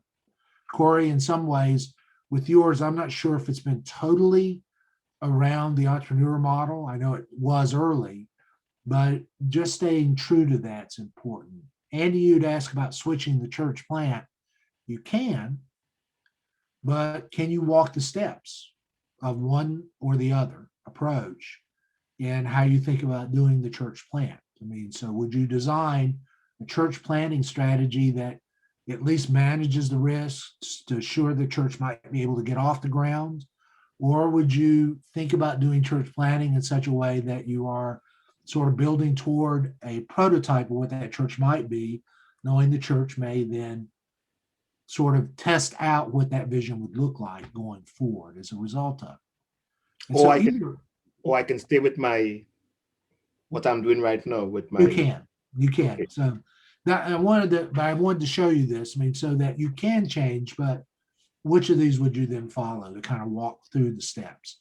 And the best way I can say to you is, when I am evaluating your projects, I'm kind of using these questions as I look at what you submit as a kind of implicit rubric, if not explicit, of understanding how you worked with one of the two skill sets in this class in thinking about your final project.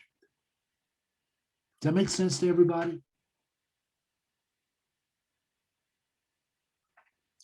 Now, and this may be just Daniel Narain, but it might be others.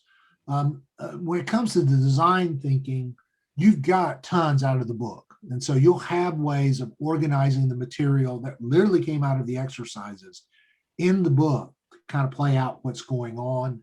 I mean, the work, play, love, health, the work dashboard, the work view, life view. Yes, I'll expect those things to be expanded on and written out, not just things that we've played with.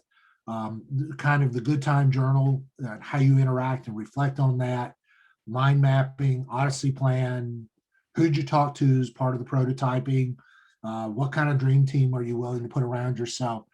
The book itself comes with a set of implicit criteria that walks you through designing your life. So it's already there. And then maybe when you do your presentation, you may bring all three or one, but you present a graph. I mean, it's a very natural way of doing it to kind of walk us through where you see this going in that 10-minute presentation. Though you need to have a whole lot more than that when you write it as a piece of paper, as you submit on a piece of paper. Not submit as a piece of paper, but submit on paper, excuse me. I want to be clear on that one. So that one comes almost self-contained. The other one really, for those of you starting a venture, this is where I'm going to really push you to think about the fullness of the business plan. So I'm going to talk more in depth now. I know that material comes up next week, but I'm front loading what you'll be doing next week, anticipating of the presentation. So some of this I'm about to say is reminder, but it's also really important. There is a reason why you need to come up with a business plan, not just a business model concept. There really is built on this notion of these trinoculars of startup, profitability, and cash flow.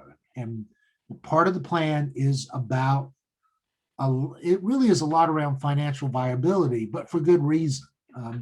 Even if you think about it from starting a church, is how, do I and can I provide the adequate resources for what I'm going to try to start, even if it's a new church plant. I will go ahead and say this is a throwaway, but a lot of church planting at the district level, the first iteration of that failed pretty dramatically in several places. And districts then began to change the way they did church planting because they had not asked good questions of starting those church plants, the first iteration. And that's why, be it DCPI, there's about 4 or 5 church planting models out there, started to be adopted with such fervor, is because they had not asked about the sustainability and resource questions. Do we trust the Holy Spirit to be at work? Yes. Do we know that we can sustain what we have going as a result of the work of the Spirit? Can we steward that? Didn't seem always to be the case. And that's why church planting is both loved and in some districts, the bane of existence because of the failures of the past, just because good advanced planning wasn't done well. Also, because good advanced planning sometimes is not done, not just because the venture goes poorly, but because the venture takes off and you haven't really thought through the implications of that. So you might need, I'm going to say it one more time, and there's some of you, Adam, Katie, Sam, you guys have had more business background. I mean, and for, I know for Adam and Katie, this is just built in, it's woven into your expectations of the workforce that you're a part of. So I'm not putting you on speed dial for everybody else in the class, but this is why finding somebody at a small business organization with some set of business financial forecasting skills and finding for yourself and naming a good CPA makes all the difference in the world. Remember what Kenton Lee said. He kept bouncing around with an idea, but it wasn't viable until he found somebody to help him. And I would still argue that not thinking through this maxim, get paid, not necessarily get rich, or at least steward, this is what I've added, at least steward what you have, is why a lot of ministries don't pass muster long term. Not only new church plants, but even ministries inside the church, where we start something on the energy of one person and we don't plan for sustainability. And when that person burns out, the ministry goes with it. And I have seen that happen far too often. I may rant on that later, but I need to get through some of these slides first. One of the things to think about if you're doing a startup, these are just examples. These will be the kinds of questions you're going to be hitting. Is what are your expenditures and what you think about it from a startup standpoint is the things you have to have early that you have to put money in, capital expenditures, to make sure things can go. Things like equipment, vehicles, buildings, if you're a new venture, furniture, security deposits, things you have to put down versus your month by month expenses, rent, professional fees, salaries, insurance is the one that's not listed up there, I'll go ahead and say, but office expenses and repairs and maintenance. And thinking through what you need to start and then what you need to maintain that is a key component. Again, back to Adam and Dustin, a lot of times we overlook these in our plan because we're just going to do it from our house, right? We're going to use our car.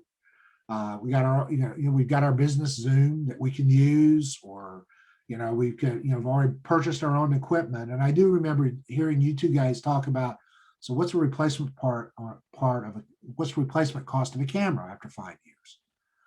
But I'm going to encourage you to do is think about what if you do have to purchase space, if not purchase, rent space. What if you have to dedicate and buy a separate Zoom line or buy a business phone so that you aren't being accused of using company resources to support your own personal business?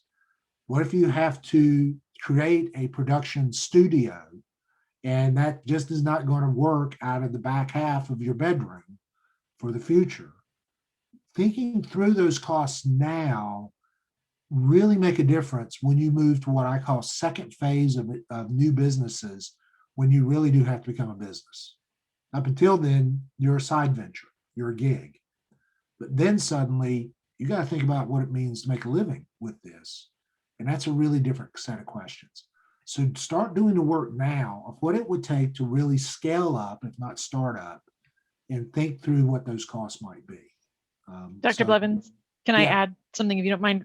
I have a good friend who did a startup and was picked up by an incubator and all the good, exciting things, but her and her husband didn't do this part in conjunction with the legal component. So to your point about, are you going to operate out of your house? And there are legal implications if you conflate your personal living and your business expenses that they've now gotten pretty tangled up in. That's leading to some litigation. So it is something Yeah. to really think about up front.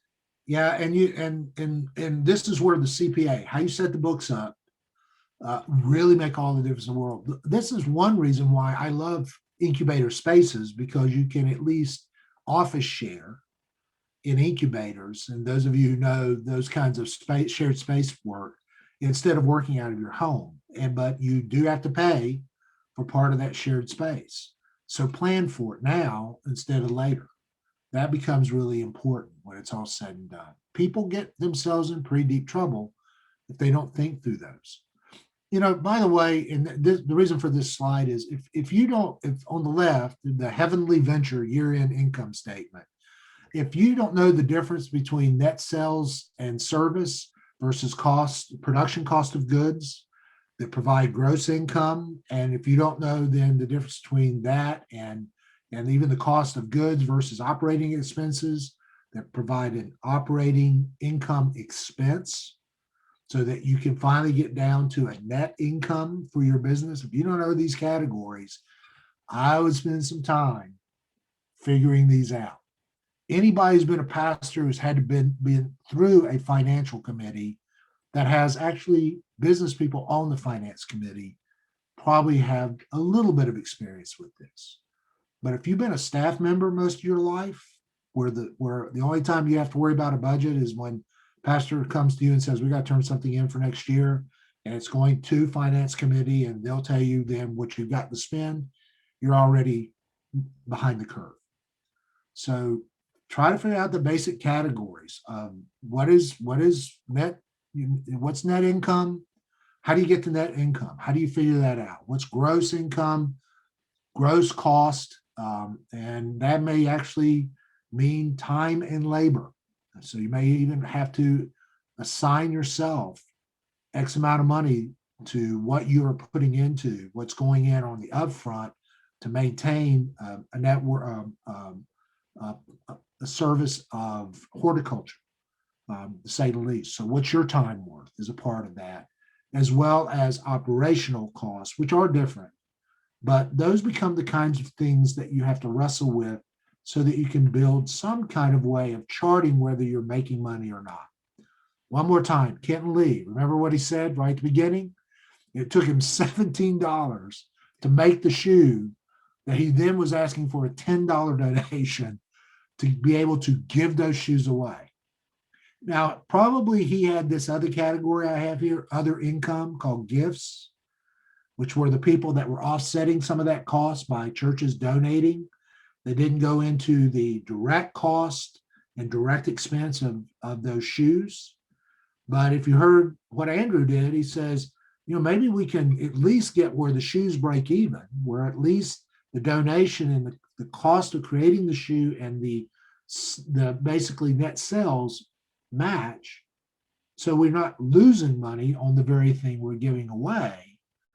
And then if we have to have other income, maybe it will be around the operational side. But at least Kenton and Andrew knew that. They thought through the categories.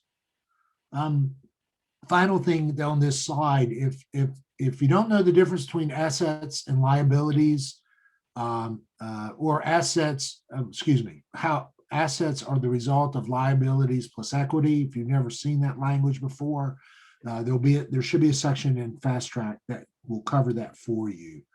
But almost all nonprofits really still have to wrestle with what are their true assets, what are their true liabilities, and where do they have equity, even a nonprofit.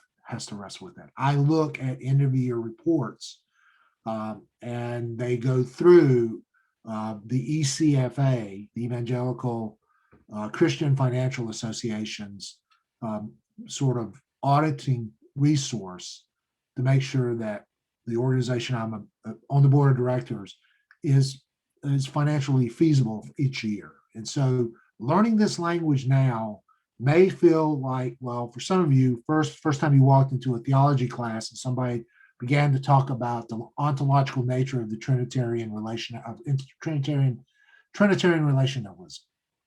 And you went, what? And I see Stephen smiling and Katie. Well, guess what? Now you have ministers coming, Adam grinning. Now you have ministers going, what? It's just a different set of languages, but you do have to know this kind of language as you go forward. So take the time to learn while you're working on your business plan. You don't have to be a master at it. You just at least have to know what it means. Can you read a spreadsheet becomes the kind of key question. So when you're thinking about the business plan, this is where you'll be the next couple of weeks. Yeah, you still have your key considerations of your business model, things like your customer, your value proposition to the customer, production, distribution of the product, service, profit realization, all those things you did for the business model. It just basically says, can you sustain something day to day? That's exactly what the business model is saying. Can you stay in business? And oh, by the way, can you get paid? Is there enough cash flow that you can actually that's actually there to keep things going? Now you'll start thinking about a bona fide business plan that includes things like a cover page, table of comments, executive contents, executive summary, and then look at how Kaufman lays it out: management and organization plan, product service plan, marketing plan, and financial plan. And yes, an appendix. Okay, now you are working through the nuts and bolts of how you would present something to someone that you hope would actually resource you. Could be a bank, could be a set of angel investors. It could just be a district, or it could actually be able to make the case for asking a church to make major changes, and you're going to demonstrate how you can do that without blowing the church up to a church board. But the business plan is making your case, your argument going forward. That does include, yeah. I don't mean to interrupt. I just had a quick question. Is there anything that you think that that we should include in that Kaufman doesn't have, or does Kaufman pretty much cover everything? They should cover everything you need. Let's put it this way: for this class, if it's not there, don't worry about it. But they try. I mean, this has been the one piece that this is where, and I'm week 3 and the old Kaufman model was sort of option in or out when people began to look and go, oh, I actually have a plan that could work. Or they go, well, this crazy idea doesn't have legs. So that was week 3. Week 8, 9, and 10, when they're working on this business plan, was then, and so how committed are you? And so I'm not asking for any more than they would ask any entrepreneur coming through this program. Could there be more? Yeah. I mean, if you wanted, if you want to structure for Tesla, yeah, I suspect so. There was probably Elon Musk probably asked other sets of questions, or just hires people to do that for him at this point. But there should be more than enough. And I'm going to talk to what I mean by that through the next couple of slides. So alongside that cover page and these elements, let me just talk about pieces of all of these. So what does a cover page normally look like if you were going to submit this to a bank? If Heavenly Ventures really wanted to get funded, well, it would have a name, motto, tagline, remember your elevator pitch, all that stuff we did very early in the class, maybe a logo. If you want to design logo, you can, you don't necessarily have to. It does normally, if you submit it, you let people know when you actually submitted it. Remember, banks want to know when things were prepared, particularly in a business world where the industries change day in and day out. They want your name, your contact number. They want the business or home address. If you've already set the business up and now you're applying for a loan to scale, for instance, That they would look for that, phone numbers, email, and do you have a website? That's normally on the cover page of what you would submit. How much of that you want to do really depends on how much you've done already. I'm not going to ask for everything. I am going to sound like a professor. I do want your name on your business plan. The kind of things that sometimes you forget when you submit it, when you upload it into a file. And then I'm sitting there looking at it going, who the heck turned this into me? At least be professional enough to have that a lot of this information in the front on your cover page for the business plan. Then after that, most business plans have an executive summary. This is important. Pay attention for just a minute. You can check back out soon, believe me. It does include normally a narrative. It has the plan in miniature. It's only normally about 1 to 2 pages in length, so it's not long, and it is very specific and to the point.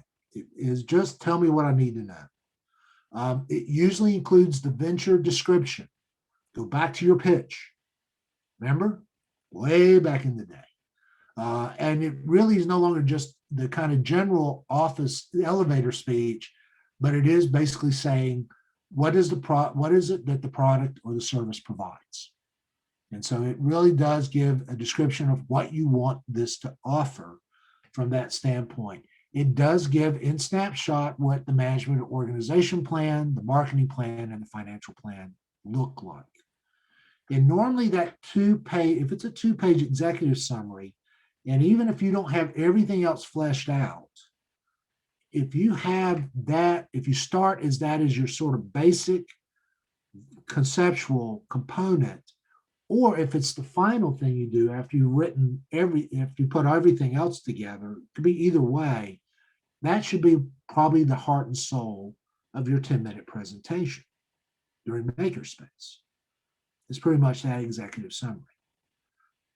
Don't surprise me. Just let me know what needs to happen. You can be novel. It could be in a PowerPoint for the presentation, but normally this is where whoever it is, an angel investor, a bank, again, savings and loan, or even a church board, if you're starting a new ministry, they ought to be able to see at a glance everything that you have planned up until that point.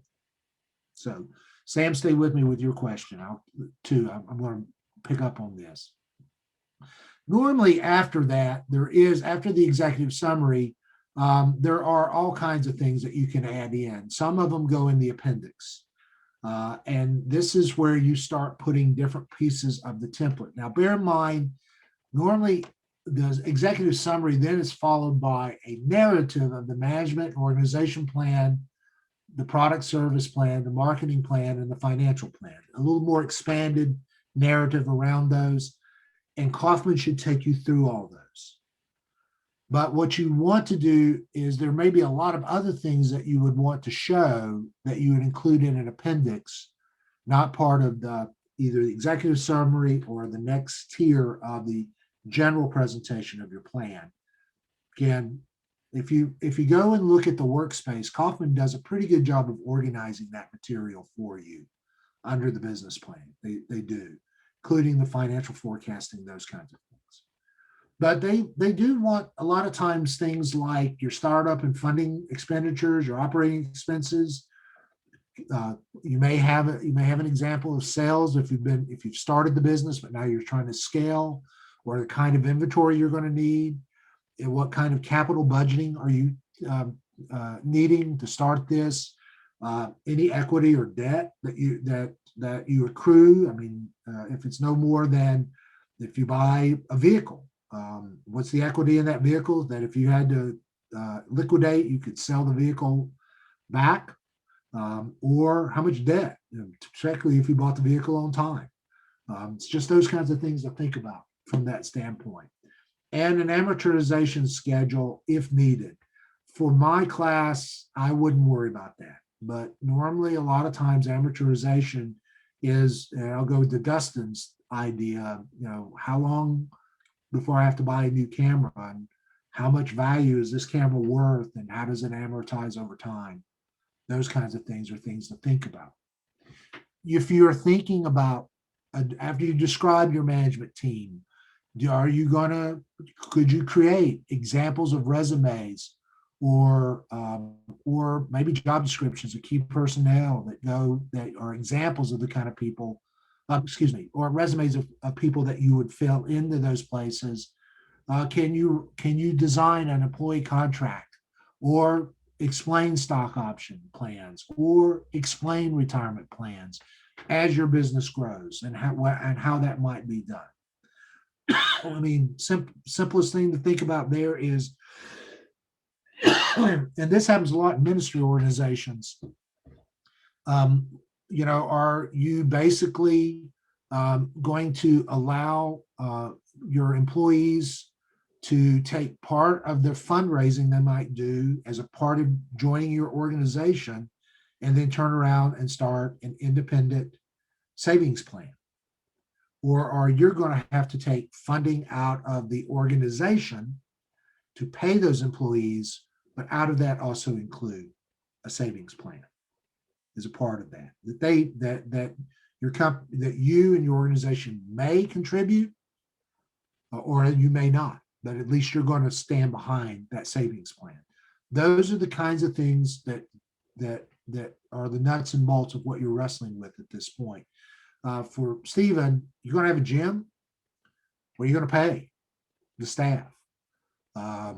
Is there a retirement? Is it part-time? Are there benefits? I mean, other than free use of the gym, you just have to wrestle with those kinds of things as you put a business plan together. That a lot of times business banks will want to know your personal financial statements. You may go, that sounds odd. Well, they may want to know how much skin in the game you've got, and really how you're invested as a part of this.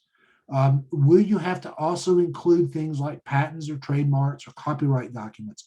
We skipped over that. That occurred, I think, back in the position phase. But Katie, for you, for instance, if you're going to start a consulting company, do you want to trademark something as a part of that, so that somebody doesn't that idea?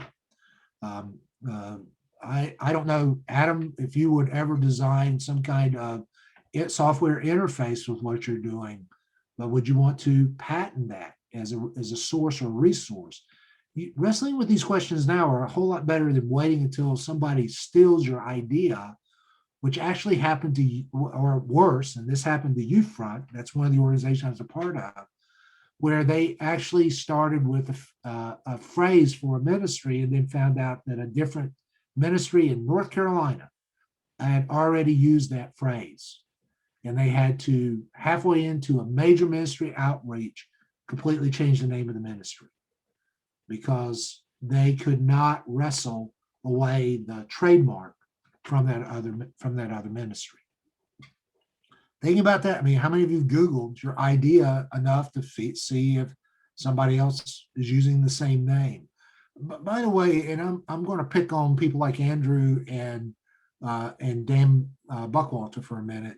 The churches are really notorious for this. They'll come up with some kind of nice, neat new name for some kind of an outreach plan or something, and they don't take time to research whether somebody else is actually using it, and might take offense as a result of that. As a matter of fact, and this is to Corey, some people do that in curriculum and get themselves in big trouble. The Church of the Nazarene got the bright idea. I think it was with, I want to say it was with one of the Disney cartoons or Disney movie themes. Might have been the whole fish theme. I can't remember the name of the movies. Katie, help me out. You got kids. Disney movies, fish. Finding Nemo. Finding Nemo. Finding Nemo. They came up with a whole strategy built around a very subtle offshoot of Finding Nemo for VBS. They had to can the entire thing. I mean, you do not want Disney coming to looking for you for trademark violations, okay? Let's just name it for what it is. And I see churches do this tons of times. And so one of the things you do is think through this. If you're going to do a business-to-business partnership, even if it's with the Church of the Nazarene or the Canada District, you need to have some kind of agreement for no other reason, so you don't get yourself sucked into something you don't want to do more than you need to. Do you have samples of ways of having brochures or advertising of how you're going to market what you're doing. Do you have a company logo? These are all in the appendix normally. They're not in the main body of the business plan, but these are the kinds of things you include. You can include other things, reference letters, market studies, and articles from trade journals to show why your business would make a difference, photographs of product or customers' orders if you've already started. For Dustin, that might mean video portfolio of things that are already there in the appendix. It could include information supporting from an industry study or detailed descriptions of what you're going to do, so you actually know what you're putting together if you haven't done it. A map of the location of the business. To Stephen, where are you going to put the first one of these and why? Or a credit report for the business if you are actually, if you've started. And I'm kind of looking around the room. Sam, if you've done any pressure washing, you may not yet. I mean, this may be completely brand new, but if you've already started doing something like that, and you've done the LLC, do you have good credit already as a business as a result of that? Not just your personal credit, but would you actually qualify from that standpoint? A couple of final points. This is why this is drive-through. Normally a business plan format, if you include all the appendices, it's 25 to 30 pages. Do not let your stomach sink to the floor right now, okay? I'm not asking for something that big. That normally includes the appendices. I think if you get through with the Kaufman work and you do a decent job, you're still looking at what a normal paper submission would look like, somewhere around 10 to 12 pages, maybe up to 15. I hope that just gives you a chance to breathe nicely for a moment, okay? You want it big enough to show that you've really worked at it, but then if you're going to turn it into, if you're actually going to work it for me, so you might then turn around and submit it to a bank, people who do not know you, then 25 to 30 pages has been sort of the industry standard. At least that's what I've been told from that standpoint. You do use a cover page, you have a table of contents, so you walk me through the big five, if nothing else. You use subtitles where you need them. You can use charts, graphs, or bullets if there's certain key points. You put all the support documents in the appendix. And this is where to go back, Stephen, I don't know if Kaufman covers every one of these appendices. I know some of the curriculum in the past have worksheets for almost everything I've described. But they may, in sort of streamlining it to the digital, they may just not want you to get lost in all those worksheets. I think that's one reason their previous curriculum blew up on occasion. Yes, use page numbers, and I'll just say it just because it was part of Kaufman's instructions. By the way, check your math and your spelling. It just helps. I'll probably have to check my math as I'm grading it before it's all said and done. Okay. Normally when you present, you would, and I'm not expecting, like I said already, the executive summary is kind of what I'm thinking we'll be presenting in the makerspace area. But a lot of times when you're doing an oral presentation, maybe to angel investors or people like that, you would give a bit of the company's history and background, which you don't have a whole lot of yet. That's why I'm not so much interested in that. You would provide a very concise product service description. You would address proprietary rights. Nobody's going to invest until they know if you own the rights for the product that you're suggesting or the service you're providing. You would point out unique features, and you would go ahead and let them know something about the management team. Some of this also would include things like the market analysis, the financial picture, the kind of cash you're going to need and how much you'll be spending, the growth and spin-off opportunities, the potential risks. You would name those up front, and then also an exit strategy, if not for you, for the investors, should they want to invest but know when they would be able to see return on their investment and how they might choose to then exit. And investors really don't just give you money and walk away. That's one thing I found out about grant funders either. They want to know what you're doing with the money, so they really want to make sure. But let me stress again, some of these elements will show up in the executive summary, But the most important thing for 10 minutes is that you can cover that 1 to 2 page executive summary. And I would almost see that as a handout that you would provide for everybody, if not or a PowerPoint that kind of carries people through to show your business plan. Okay? Everybody with me so far? Dr. Blevins, you said there's a written component that's due. Is that the business plan, or is there a different like reflection type paper that's also No, due? the written component is for the makerspace is the business plan. Okay. There will be at the end of the semester, if memory serves me, I have to look at the syllabus.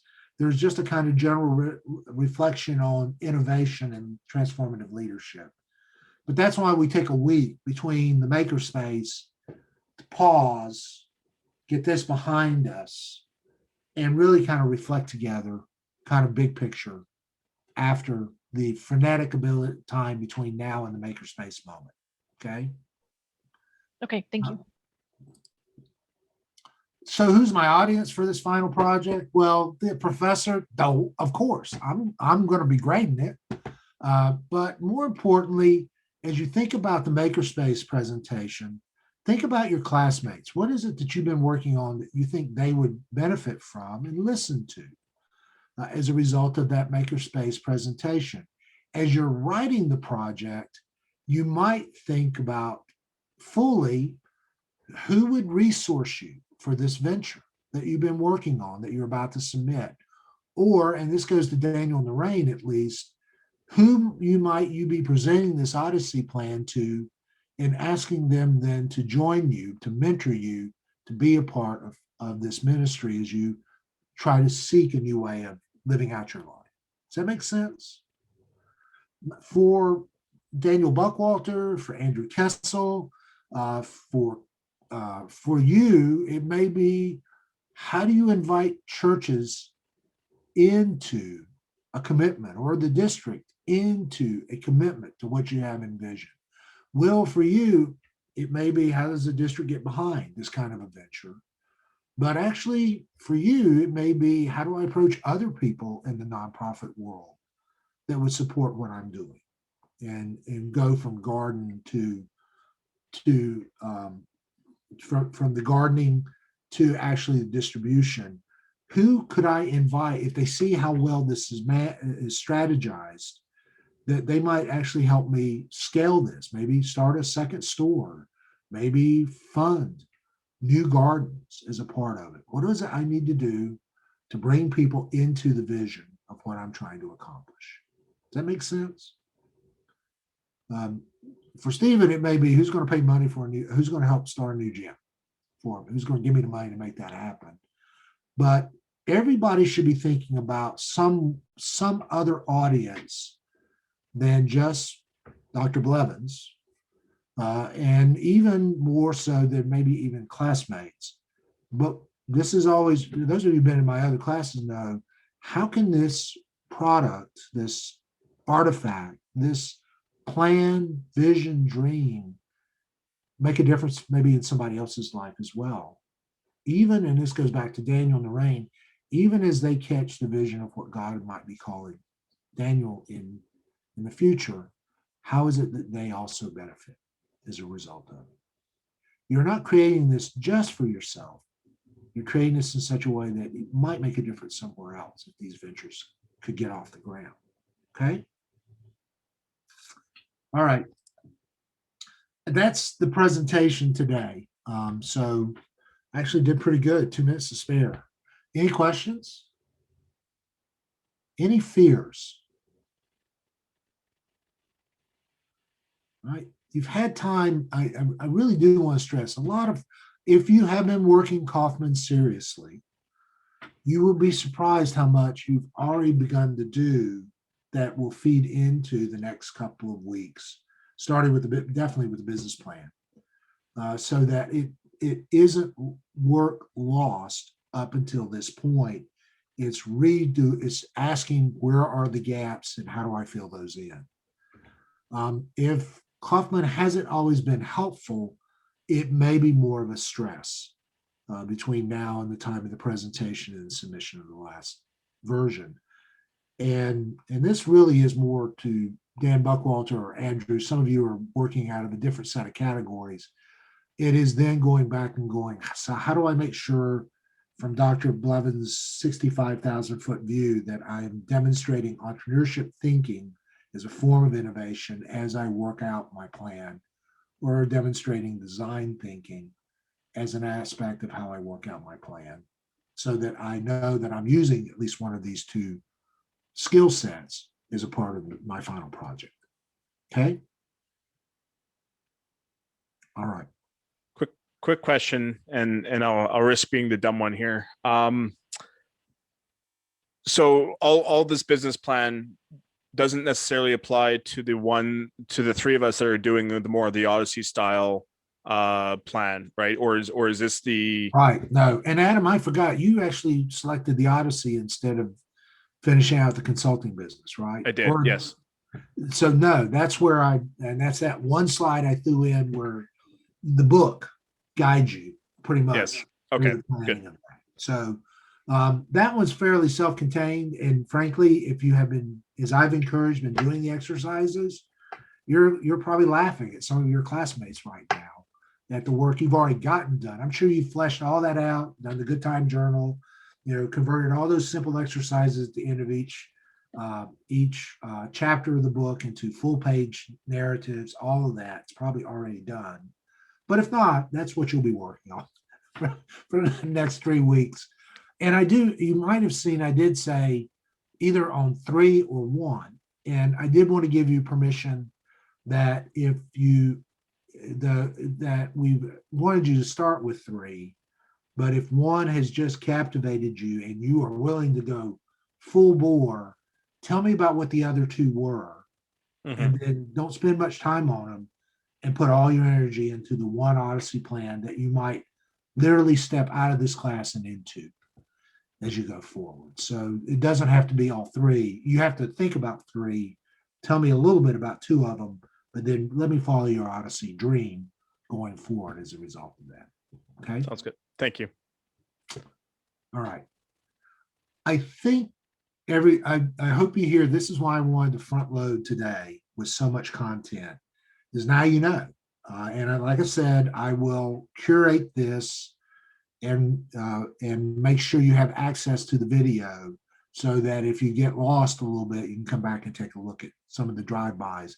And if I have got you totally confused, I'm available to kind of set and talk through what you're working on over the next week. Okay. Book reviews will be back next week as well. So just so you know, by next week, you'll also know how you did on that. So that's 1 grade that you can put behind you. Okay. Blessings, everybody. We will see you next week. Take good care.